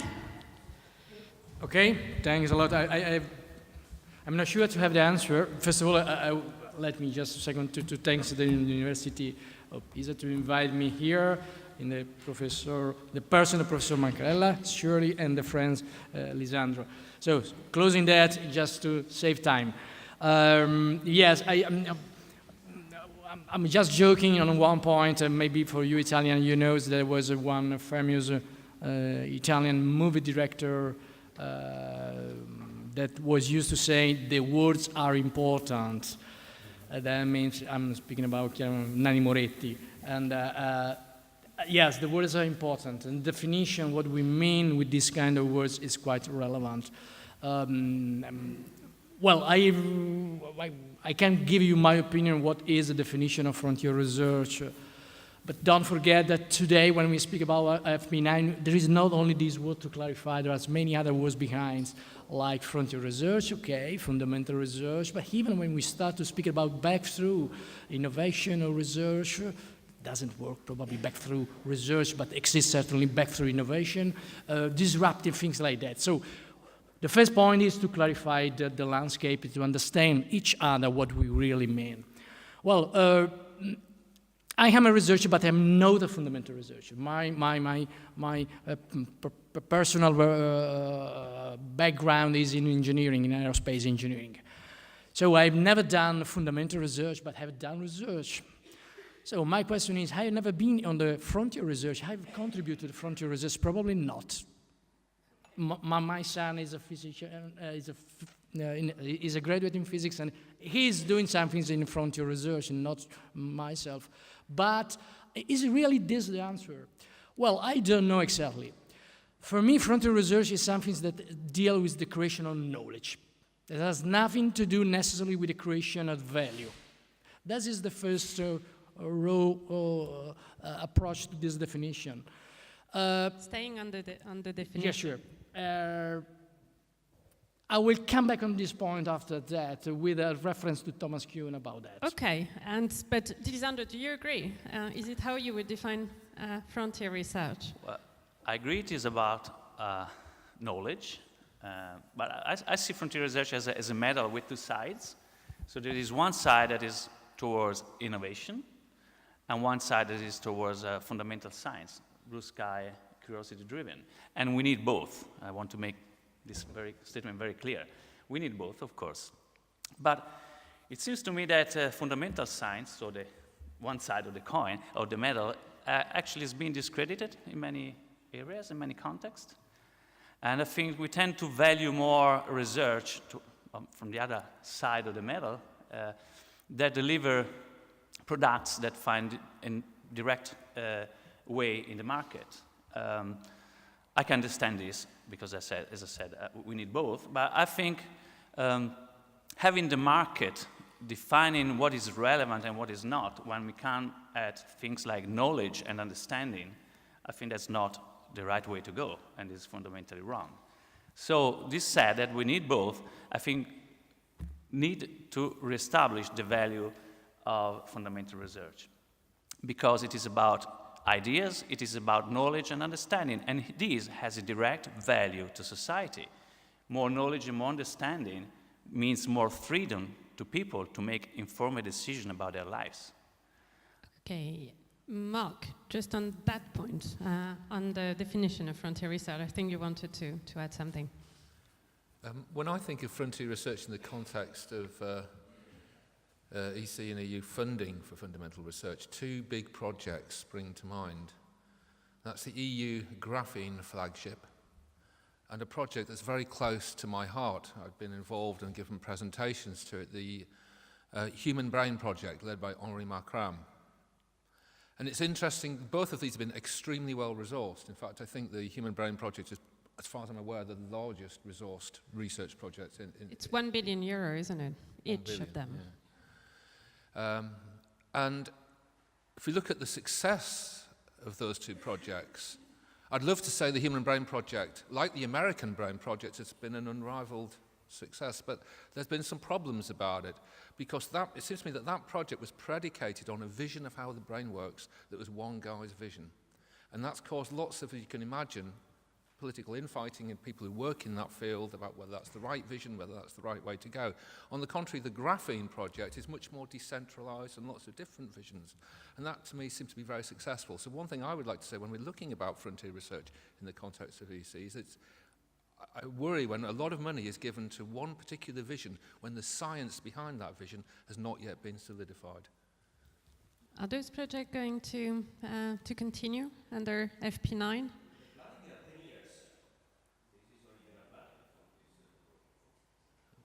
All right. Okay. Very good, very careful wording. So coming back to the question of why Europe needs frontier research, Lisandro, can I come back to you again?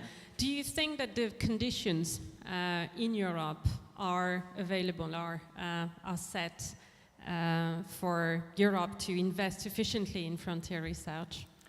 I think that there are the conditions, but we really need to provide the mechanisms. Oh, we have some mechanisms, of course.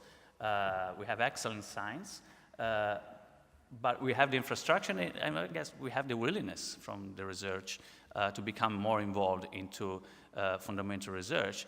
What I've heard, particularly with the H2020, is that there is not much opportunity for fundamental science to get involved outside DRC, but DRC is 1% of the total budget. So DRC is entirely based on excellent science. I agree we need definition of terminology. So excellent science means that the track record of PIs and the output of project is assessed entirely with the currency we use in research to evaluate performance and professionality, mostly publications, the quantity and quality of publication. Not only that, we have patents, but most that's excellent science. So that's the currency we use to make promotion, to get funded sometimes, and to make careers. On the other side, we have impact. Impact is tangible products of research that are of immediate use to the benefit of society, including also jobs. So, excellent science with DRC is perfectly supported, but this is still 1% of the total budget. The rest, 99% of the budget is towards projects that are assessed, evaluated on the basis of impact.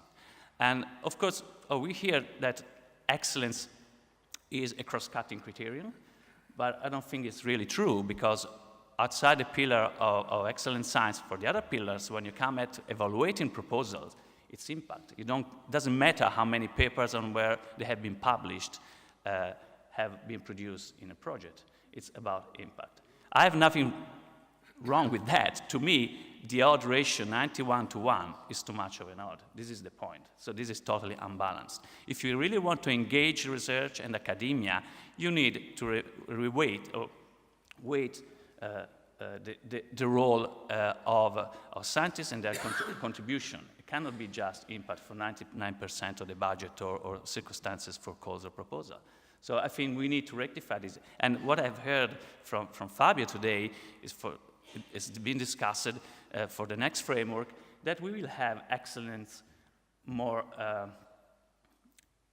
having more consideration to excellence in the other pillars, not only open science, but also societal challenges and innovation. And I think that's the way we have to go to strengthen the dialogue between research and innovation, and also to support more broadly, more thoroughly, fundamental research.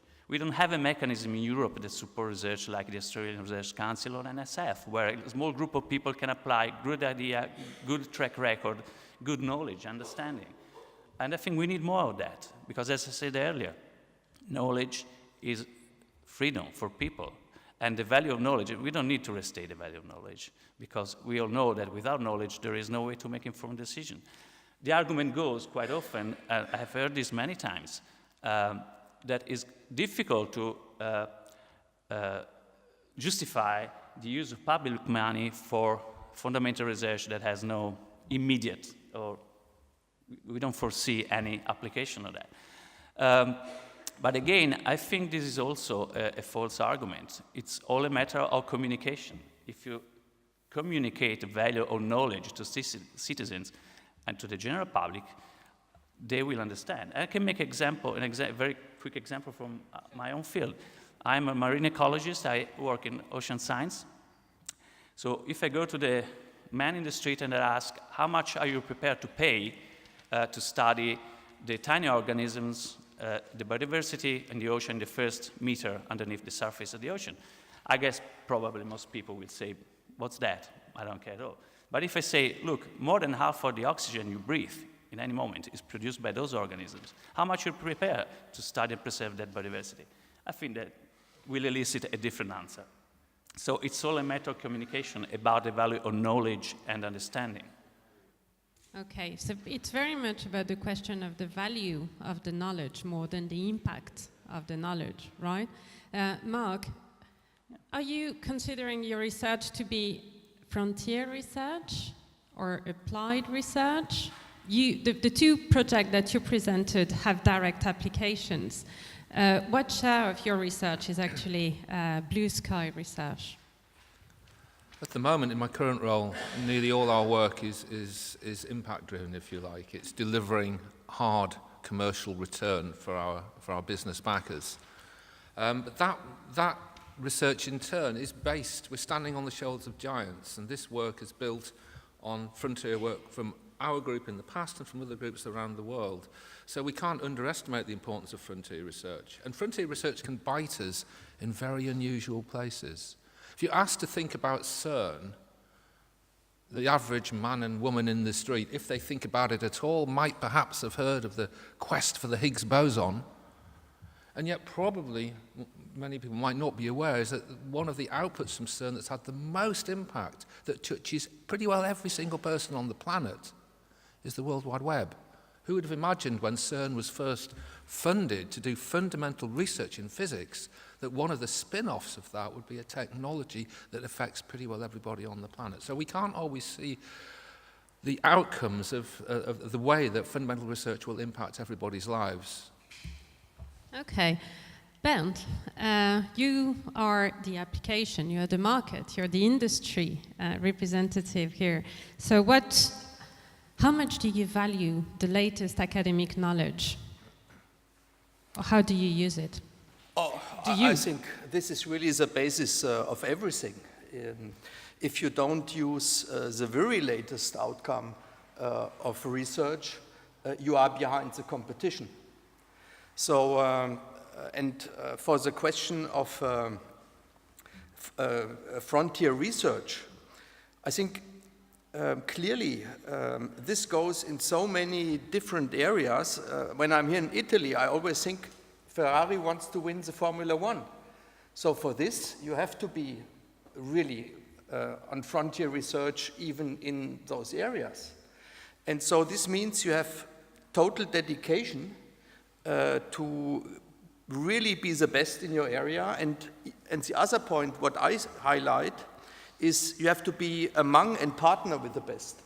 Because I think this is really one of the challenges in frontier research, to define what is your competitive part and what is the part you are willing to share with others.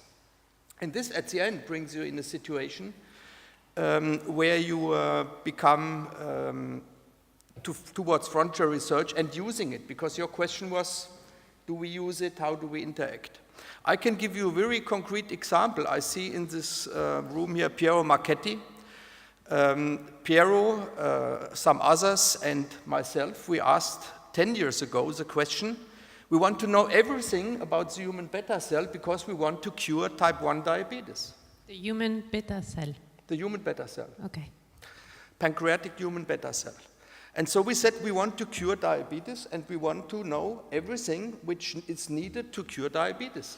So we brought together about 20 of the best researchers on the planet coming from Europe, and we initiated a project where Piero was essential. It's called Imedia.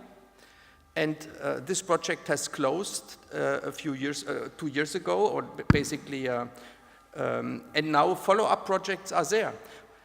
Of course, we do not have the final answer yet, but everything is in place, really, to get to the answer. And I believe in a timeline we will all, in this room, probably will live with.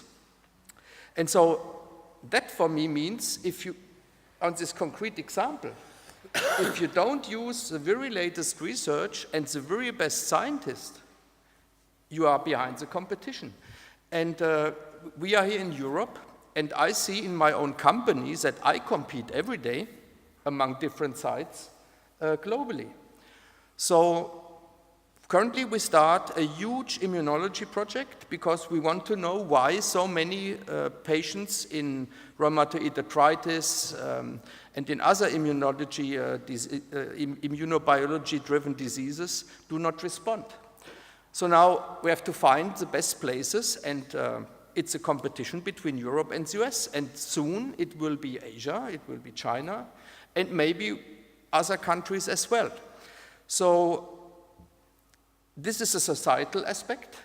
We live in Europe, we want to be competitive, and so that means if we miss to use the very best research we have, we will be behind the competition and we will lose a race. Okay, let's come to the question of mechanism. So there is the academic knowledge and the question of applications as well. Today there is still a feeling, I think, and tell me if I'm wrong, that those creating the knowledge and those using the knowledge are still in two different silos. So what should be done to create more synergies between the two? Yeah, sure, Marco. Okay, we are repeating this question probably at least in the last 25 years because I'm now getting older and I've listened to this question already. So I have not an answer, otherwise I will win the Nobel Prize. Well, I have to say that I have to admit that the Commission has already done a lot on that. It's not to say because they are good or not, but really, if you get a picture of 25 years ago and now, I have to say that there is a more integrated community in Europe from, let's say, simplify industry, and so knowledge transformation and knowledge creation, research, and so on. It's enough, probably not. What we can, at least in this informal first FP9 information, I had to say that the direction is still in that way. My last comment on that is we have a great opportunity now because integration between these two sides is not only a problem of academic exercise we had to do. It's really the scenario that is much more complex than 30 or 50 years ago. Today, problems like horizontal activity, technology is not anymore one field of chemistry, one field of physics, one field of engineering. It's much more complex. Already the community, the scientist community, start to speak all together, and this break of silos already started in terms of a scientific community. And now is approaching on the front of the how to transform that. Industry is not anymore somebody that transforms tons of materials in a product. In their product, there is a material that is not any more simple material, is already an engineering part. So I want to say there is a trend, as nice, interesting trends, you can call complexity or words as you like, that is already in that direction. So I'm quite optimistic now. The only problem is the language. In this exercise, there is a problem of understanding. Yesterday, Renzo used the concept of sometimes the community of scientists remain tribal in the sense they have their internal rules of communicate. Well, we had to break that. We had to accept works and to understand the other. But it's a must. Otherwise, we will not really approach the next challenges in terms of solution. We will never get this solution if there is not a better integration between who is going to create knowledge and who is going to create or transform this knowledge in value. The others, do you agree that the silos have started brockening a little bit? Yeah, maybe that's really a topic I can comment. Absolutely. When we prepared this, Marilyn really did an outstanding job to make sure we are all aligned here on the objective, so I really thank you for that. The example we have in Europe is the Innovative Medicines Initiative. It's a €5 billion program which brings together exactly those people where you say there are silos, which is industry, which is academics, which is biotech, and now even industries outside of the typical pharma industry. So we are currently looking for Microsoft, we are looking for Google. They all about to join Siemens, General Electric, to find solutions in healthcare. And when we started this 10 years ago, we really had people saying, industry is going to steal our IP. Industry saying, yeah, those academics, they do what they want and their own thing. Yeah? And then we brought them together.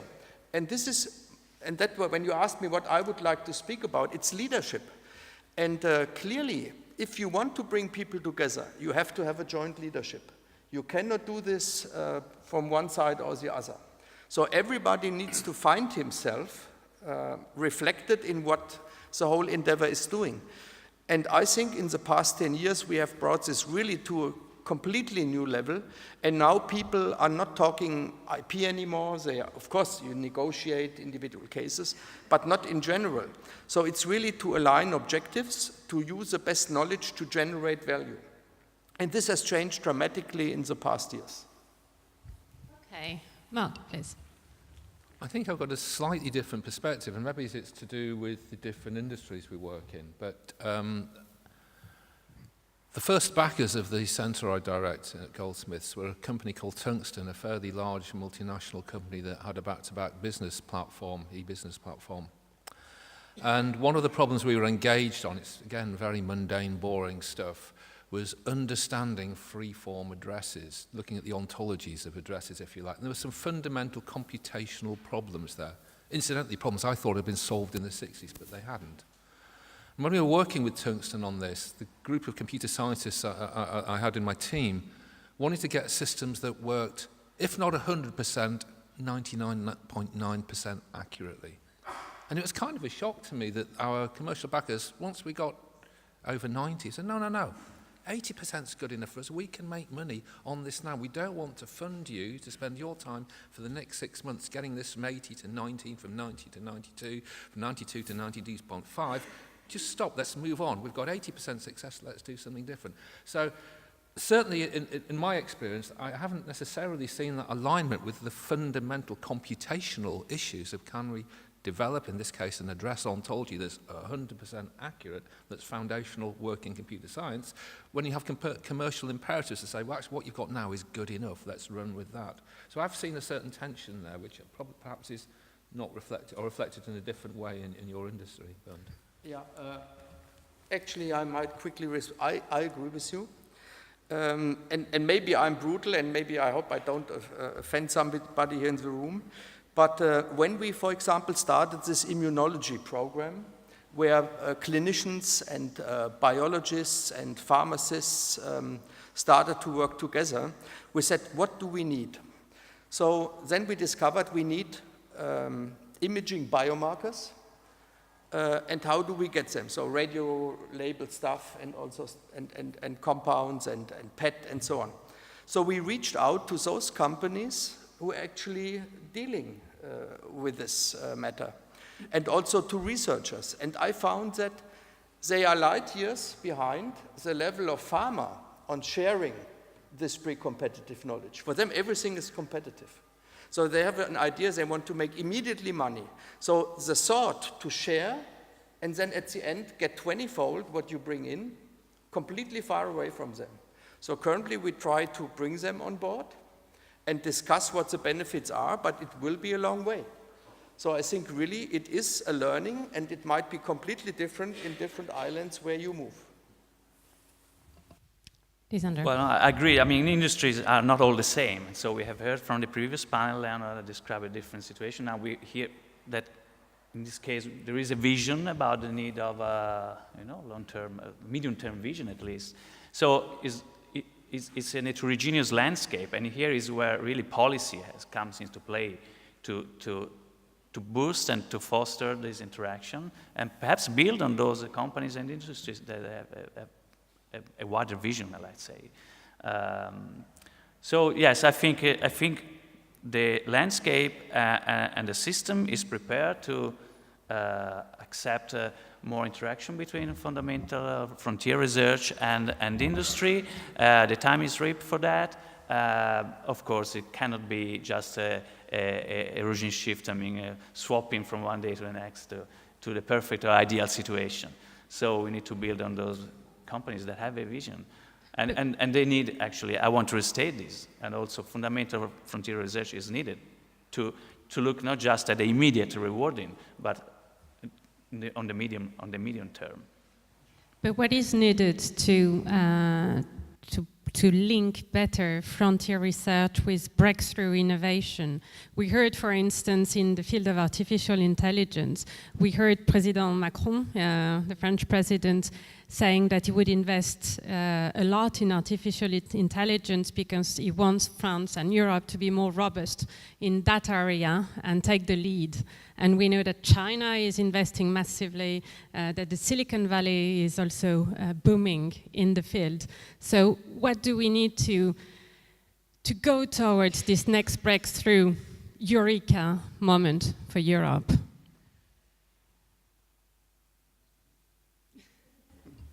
Well, there's been two big reports. I can only speak about my own area of knowledge, which is artificial intelligence. And in the last year, there's been two big reports, one in the UK by Dame Wendy Hall and Jerome, looking at how the UK can best monetize its artificial intelligence research, and then just in March this year by Cédric Levani, presented to the French Parliament, looking at how France and Europe can best monetize their artificial intelligence research. And there's some commonalities between this, having a good data protection legislation being one of those things, and particularly in the UK report, which is the report I'm most familiar with, one of the things that was signposted was the idea of having effectively a government institution to organise best practice in data sharing, so to allow, for example, young startup companies to get easy access to large data, because one of the things that's really pushed AI forward in the last decade, more so than in the previous 3 or 4 decades, has been, first of all, fast computers. Secondly, complicated new machine learning algorithms, and most probably important of all, access to large amounts of data. So getting companies access to data has been a big driver in commercializing AI. And if we look at the number of patents that have fallen and that have arisen through AI work around the globe, sadly we see the UK and Europe, unfortunately as a whole, lagging far behind America here and China. So we've got to really reflect on that. So why is it? Because we've got loads of really clever and great people working in AI and computing around Europe. Why is it that we're not monetarizing that work as well as the Americans and the Chinese are at the moment? Should we take questions from the audience? Does anyone want to ask something to the panelists? So take a few more minutes. I'll ask again soon. But then let's continue. Staying on the breakthrough innovation and the use of the latest academic knowledge, is the market ready? What are the market conditions? Two very good examples here. Mark, the projects that you're working on are funded by the industry. And Sanofi, obviously you have to be market driven, whether it's long term or short term or medium term. But that raises a number of questions like intellectual property and other things, incentives and so on. So my question is very simple. Is the market ready? What do you think about the market conditions to bring the academic knowledge? Well, if you speak in terms of academic knowledge, and we come back to the original title of this conference about fundamental knowledge, I don't know exactly how to answer. It's for sure that the market has an incredible role in driving the transfer from knowledge toward the application of this knowledge. Something's clear. My impression is that if you take a picture again of probably 30 or 40 years ago, the role of big industry is quite different compared to today. You have a lot of efforts today in large, important firms at the European level that invest a lot, for example, in the last miles, just to come back to the point. The numbers of initiatives that there are around these companies for innovators, for innovation, incubators is quite close. So they are doing now what probably 50 years ago these big firms were used to do at the level of research, where there was not this concept of open research and everything was done inside. Now, it depends. Crowdfunding is a way to prove that a good idea is a good idea if the market provides that it is a good idea. Because if you don't succeed in a crowdfunding, that means that you have no market for your ideas. So this is a natural thing. It's a crowdfunding system cannot work for everything's clear. May work for some kind of product services or even jokes sometimes, but not really for large. There was mentioned here some things, quite relevant challenges in the pharmaceutical, medical sectors. So market is important, but let me just close again with this point. Fundamental research for me is a value. And I had to say probably our errors has been in these last years, try to measure the impact of fundamental research with the same kind of KPI that we are used to do in other kind of technological areas where they works. If you want to reduce, or you want to evaluate the impact of the noise reduction or of pollution reduction in an aeronautic engineer, in an engineer for a plane, it's quite simple. You reduce NOx, you reduce a certain kind of emission, it's fantastic. There is a KPI.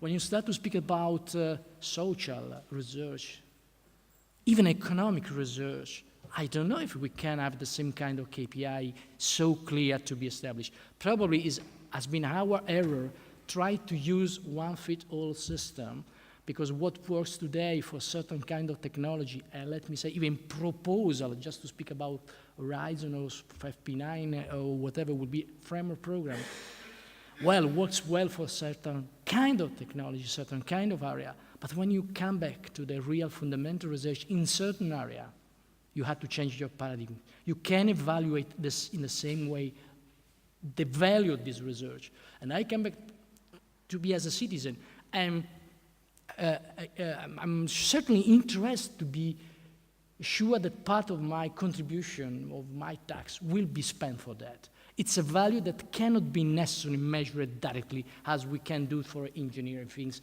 or too much easy things to measure. Okay. Did you agree, Lisandro? Well, I have a couple of comments on this. First, coming back to your question about the market, if it is ready, I think it is ready to take, I mean, there are items that people need or that people want, and so there is a market whenever you put something that people need or people want. So frontier research, to the extent that it contributes to those items or products, of course, there is a market for that. For fundamental science, there is no market. I don't think it's the right way to ask about fundamental research if it is a market or not. And when we come at the value of knowledge, quantifying the value of knowledge is difficult, but it's more easy perhaps to look at the same question from another angle. It's relatively easier to quantify the impact of ignorance. And that's, I think, the point. Without knowledge, you have ignorance, and that has a great impact. And we have very clear example nowadays on this. The ongoing debate on vaccines is a case in point. Because fundamental research has not succeeded for many different reasons. Probably because it's not possible, I don't know. But anyway, it doesn't provide an accurate context that excludes side effects or certain effects as side effects of vaccination, because it's not possible to firmly exclude that. So we don't have enough knowledge, because not enough fundamental research has been done. This has left open the door to intrusion of emotional, subjective, conjectural views that have a serious impact on society. And this is a clear case in point about the cost of ignorance. So again, when we talk about knowledge, we have to think that is for the direct benefit of society, is the product of fundamental research, not necessarily of only fundamental research, of course. I'm talking about stressing fundamental research because it's only the 1%. The rest of 99% is impact. If it were the other way around, I would stress the need for more research towards impact. So this is why. But I think this is very, I mean, and we can find many examples of this, of the impact of ignorance on society. And what we need to do is to rectify this, is communication and education. And this is again the role for education at university and research. Bernd and Mark. Mark, please. I think a point was made in the earlier panel when you're working with industry, engaged in projects that to some degree involving fundamental research. You can quite often work with young startups, but there's a degree of churn in those young startup companies. They quite often fail 1 or 2 years down the line. Or you have to push towards working with very, very large multinationals, the Googles and the Microsofts and the Apples of this world. And even there, my own experience has been, as I highlighted in the earlier anecdote, that your goals as a scientist might be to get to the fundamental root of a particular problem, but there may be commercial imperatives that cause the industry to say, well, actually, what you've got now is good enough. So it seems to me that this is where the state and the European Union in particular can help direct and should be directing work in fundamental research, because that, I think, it's difficult for industry, with due respect to Sanofi, but it's, in my experience of working with industry, it's quite difficult for industry to commit to very long-term fundamental research projects when they have to satisfy the needs, the short-term needs of their shareholders. There's got to be a place for the state to intervene. So if I can intervene, that's exactly where policy has to come into play, to fill the gap in the time or rewarding of fundamental science that eventually, if it is good science, there will be a rewarding. So that's where policy has to fill the gap. Industry has to look at the immediate business and market. That's their job, nothing wrong about that. So the extra timing needed to see application from good fundamental science, that has to be covered and paid by the public, because it's for the benefit of the public. And that's where policy has to come into play. I mean, it's about the question if you want to have Juventus Turin win the Champions League. So you can ask them, do you want the best defender, the best midfielder? Or, I mean, you really need, in all positions, you need to have the best. Because otherwise you will not win. And I completely agree, there must be spaces where you support the fundamental research without any look onto the market. This is crystal clear.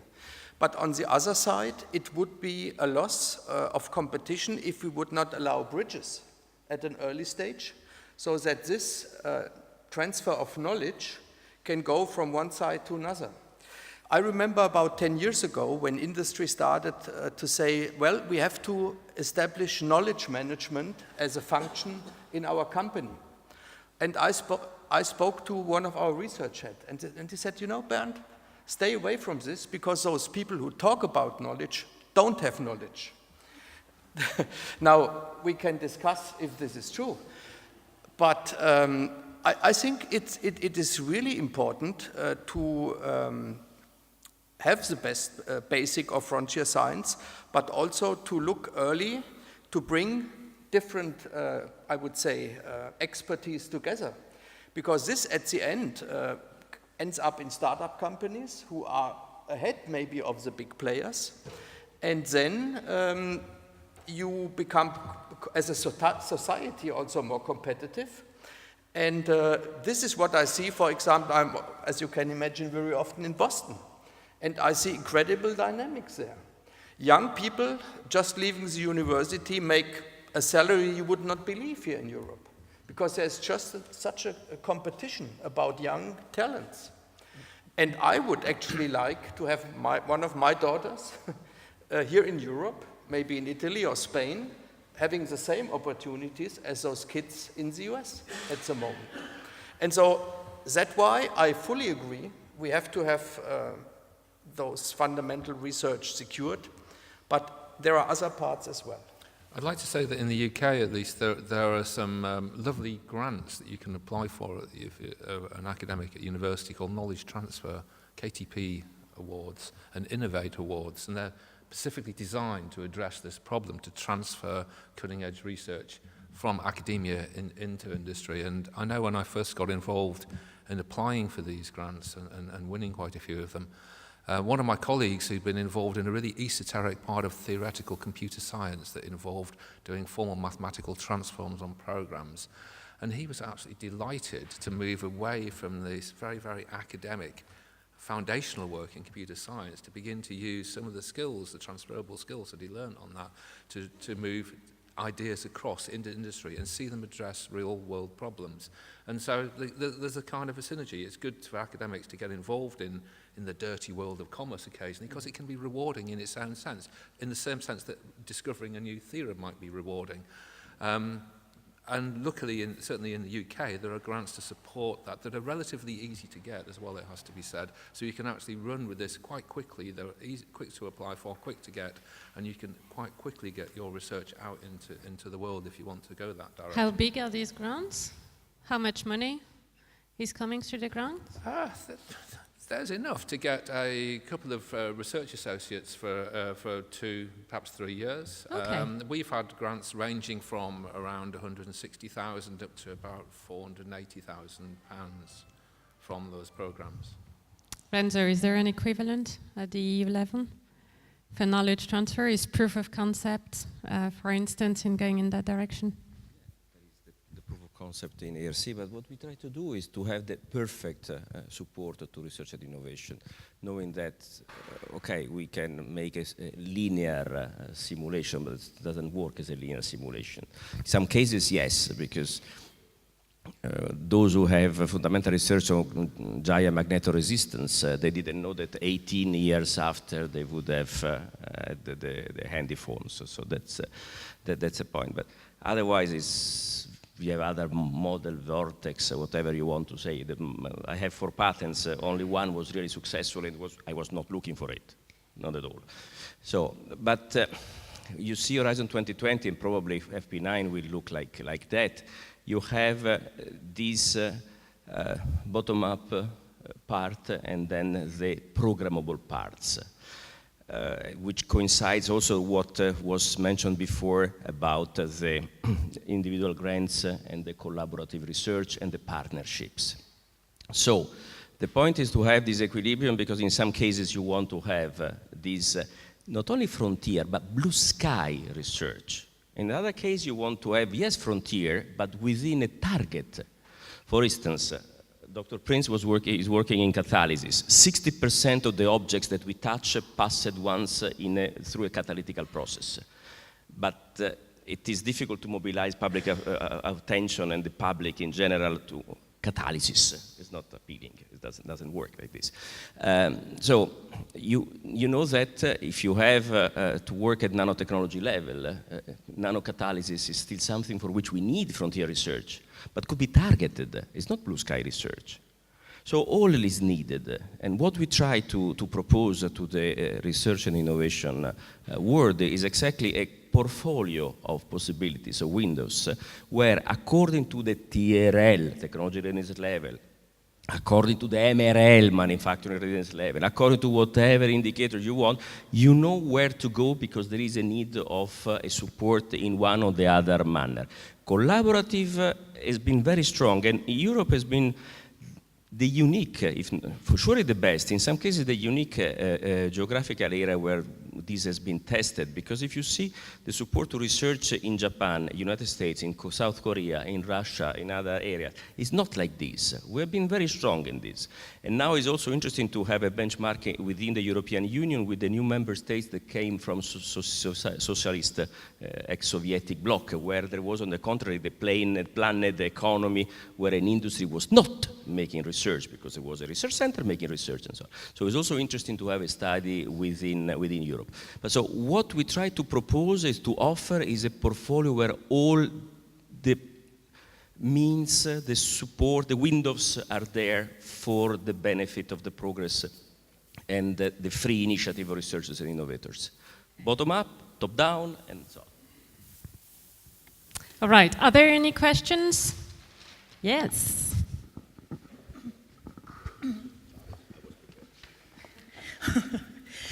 This question perhaps is mostly to Renzo Tomellini, I don't know, but others will perhaps have an opinion. As an ancient coordinator of a huge network of excellence, when they still existed under FP6, I happen to be a fan of broad collaborative research in Europe because it's one of the few ways that you can really bring people from different countries and different backgrounds to work together and address problems in a way that you cannot do in one country or as one individual. And this doesn't mean that I'm against individual excellence and ERC. And here I come to the other problem I would like to pose, because I've heard very, very little about what I would call the social and human sciences here, which can be frontier research in the most meaningful way. It's probably enough to look around at the Europe we have and we can foresee to think that those human sciences were much more important than it looked like in FP7 and in Horizon 2020. So I'm wondering where we will stand on that in FP9. Before I ask you, Renzo, I can send you some document, Kathy. Marco, I think you agree, right? Yeah, do you want to comment? Well, I agree with almost the things that has been said, and I really agree on this concept. Europe did a lot, in reality, to put together the system. You can evaluate what the Commission did in these 20 years, but at the end, we have been forced to work together, and this is a value. Stop. That is my personal experience. This is already a lot, and I agree with Renzo. This is probably a unique or semi-unique model of putting together, and we need it, if you speak in terms of our picture from a political and social point of view, we need to do that because we are 27, we are not 52, but in any case, we have different problems to solve to become one single system. So this is a way. Let's say this is a component, an internal component of diplomacy of research within the union itself.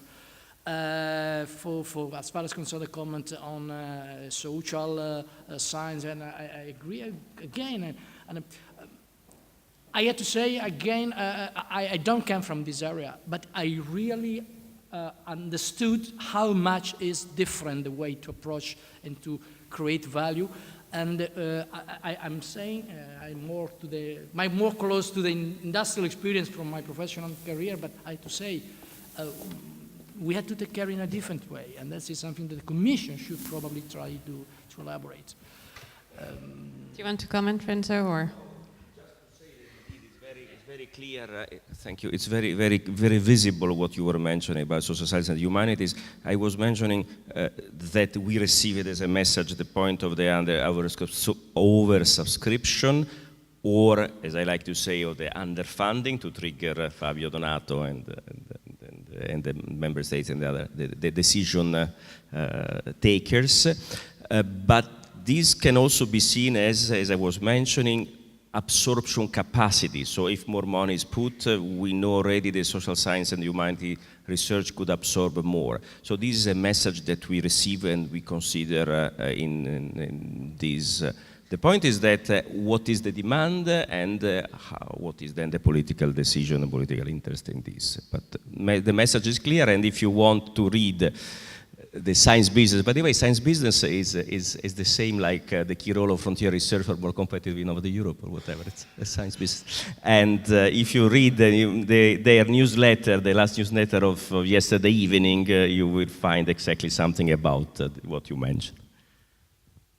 Okay, can I ask you a question? We are in Pisa, we are in Tuscany, and there is one very important question in linking these different bits of research from frontier to applied fundamental innovation and so on. So, especially in the collaboration between universities and companies, how much do you value local ecosystems or regional ecosystems?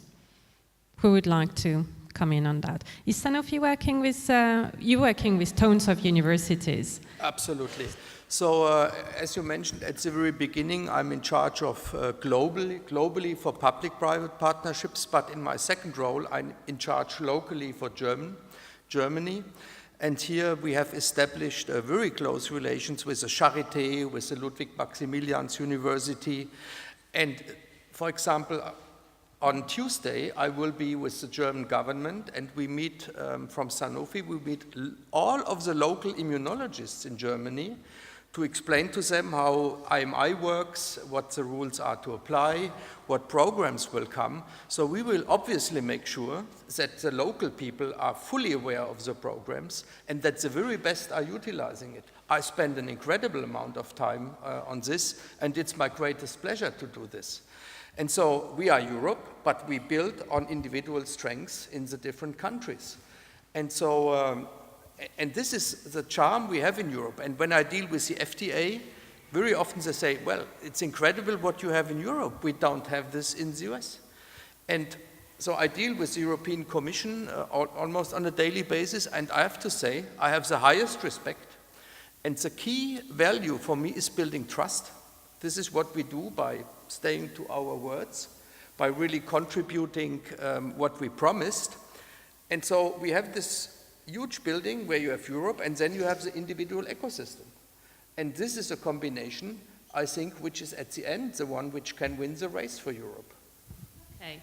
What about the others? Well, how much do you value these local ecosystems? How does university? I think the region is the fundamental unit within which interaction among academia and industry develop and happen. So it's essential. It's certainly a key point. We can build on this if we create models that can be scaled up.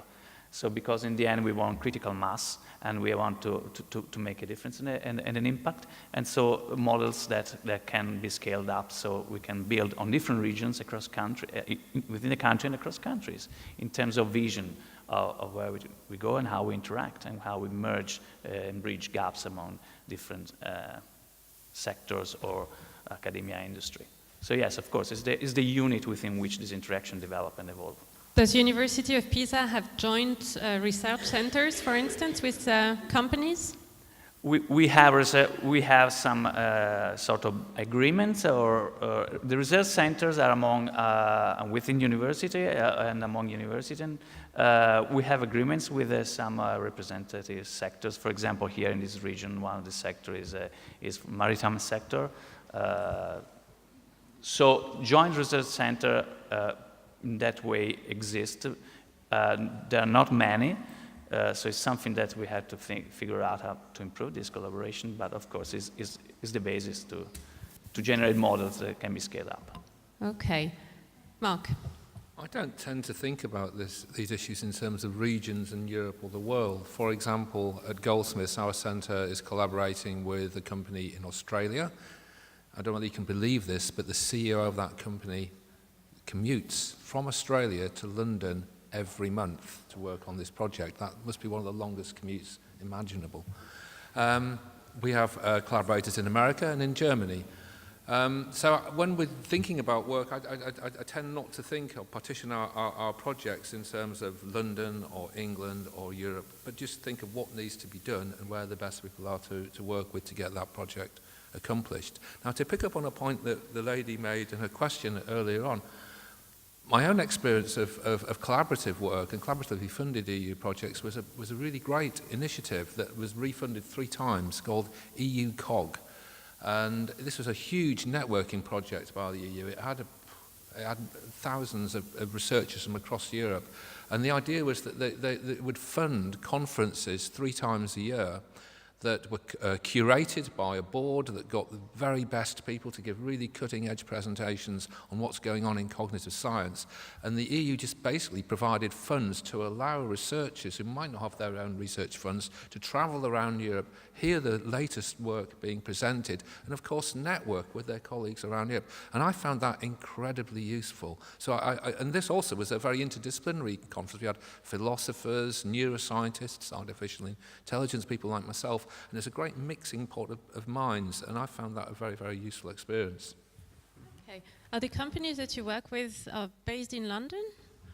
The lead partners on our current project, the Insider Threat Project, no, they're based in Australia, Harman Cyber. Okay. We have another company in Guildford in the UK, and consultants from GCHQ, and hopefully the University of Oxford will be joining us soon too. Yes, I agree in particular with what was the picture from Bern, there is a value in both. So regions still have a long game to play in the next future. Let me say my personal experience is that if we refer to the scientists, the situation is quite broad and different in the sense that we are in a full connected world. Clearly, scientists can discuss between thousands of miles of distance without too many problems. But if you start to see about the industrial relationships, for example, between industry system and academia, just to simplify, I'm not speaking about the big multinational company like we have one names here, but we can have plenty of examples different. But if we speak about small and medium enterprise, the first reaction is who is around. They start from their own local system. I just told you that maybe they are used to sell all around the world, but when they start to be confident with their knowledge research, they start from the neighbors.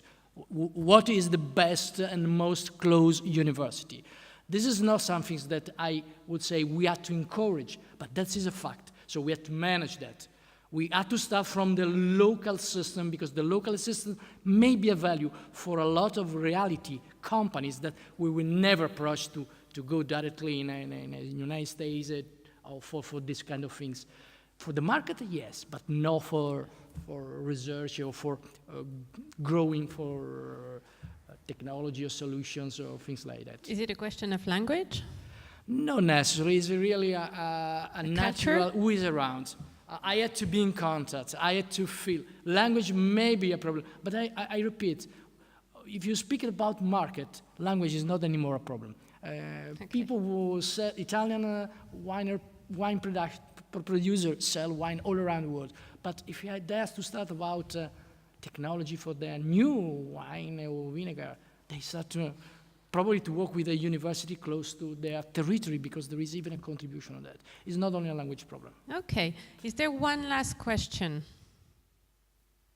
No. Then I will ask you a question each with a very short answer.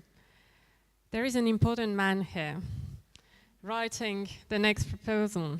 If you had one recommendation to give him, where would that be? Look, Lorenzo, you have a representative from a national association, an industry representative, a Brit that is going to leave the EU pretty soon, and an academic. So, he's taking note. Who wants to start? I have a simple, this is not a question, because I had too many questions in this case to address to Lorenzo, but I had to say one point. I appreciate one thing. You know that the first pillar in Horizon 2020 was call excellence, and now it seems that the new pillar that will be part of FP9 will be call open science. I appreciate that because I don't like to have excellent science just in the first pillar. Research is excellent, may be excellent in all the part of the work program. So I think it's much more better to call open science or whatever it will be, but it's frontier research. Don't say that excellence is just there. I appreciate that. No, thank you. I take note. Then if it is open science, somebody could ask, where is science closed? So where is the pillar for science closed? So the affichage, the name of the titles will be probably something decided at the political level, because it has, you started saying that the words are important. So this is something that might be decided at the very last moment. Bernd, your recommendation. 1 minute. I can be very short as well. I think joint technology initiatives are clearly a competitive factor we have in Europe against every other part in the world. This is for me the nucleus of collaborative research, and that must be supported. Thank you, I take note, and then I have to counter-ask, what for? Because the point is, what for the joint technology initiative? So it's also a point of communication, maybe, to put into a system, because the money comes via the member states from the citizens. So it's important to have maybe an effort in communication about the what for. Yeah, actually, this is very clear. So ultimately, those JTIs must serve the people in Europe. So the outcome must be measurable through clear KPIs to the people in Europe. Mark. I think big science projects like the EU flagship projects can capture the public's imagination and are valid if for no reason but for that, in the same way that the moonshot captured the world's imagination in the 60s. But when you invest a lot of money in a particular area, I think when the science for that area is not well defined, it's very important to fund a plurality of views. So that's one point I'd like to encourage, that where science is not absolutely uniformly agreed, that a wide variety of views are funded. Building on that with my own experience of working with industry, I think it'd be good to see money to be available relatively easy. The bureaucracy in applying for EU grants is not insignificant, as one or two people in the room might have found out. And one of the things I liked about the UK KTP awards in particular is that they were fairly straightforward to apply for. There was a very quick review process. It might be quick and dirty, but you got a result pretty quickly, and you could get up and running really, really quick. From the first germ of an idea to identifying industrial partners to getting something going, that could happen really, really quickly. And I think that's one model of funding that ought to be considered, I think. Thank you. In one of our many inquiries, it resulted that 79% of the responders said it's easier to come to Brussels than to go to the national capital. And for the Italians have the experience with the Mur, whatever the other countries, MBF in Deutschland and so on. But no, nobody mentioned the missions today. But I hope that the missions could be a very nice kind of innovation of how to innovate in terms of ambitious projects that from one side resonate to the interest of the public, and from the other side can give total freedom to the innovators and researchers to find expectable or unexpected solutions with appropriate critical mass in terms of resources. So I think missions could be very interesting new way to support research and innovation. And then we are developing at least the first test cases. We had even an inquiry on this that closed yesterday with I put 1 day extra because it was blocking the system. So, and we received almost 1,200 replies, and we have now to analyze this for next week. But I hope that missions can respond to this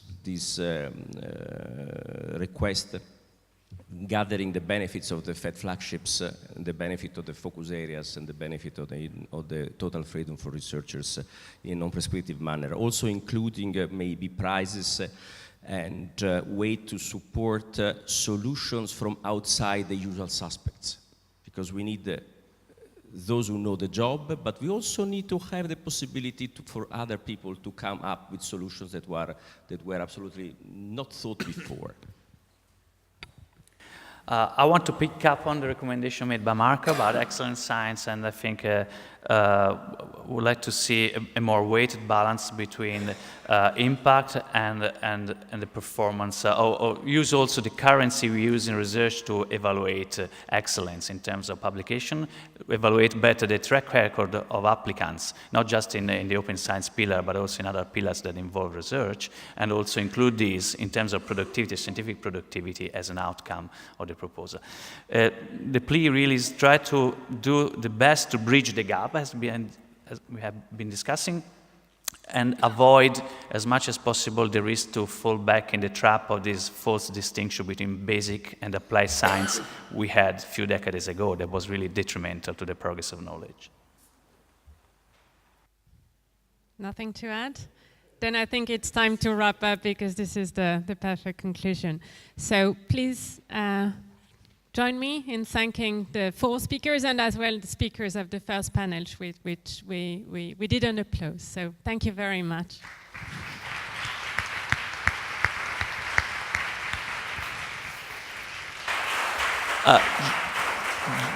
Just one last word. I want to echo the acknowledgement made at the beginning by our rector. I want really to thank the research unit and that all the people that have been very instrumental to make this happen, this day, this event. So I want really to thank our research unit in the university and research unit for European and international research in particular for making this happen. So thank you very much. All right.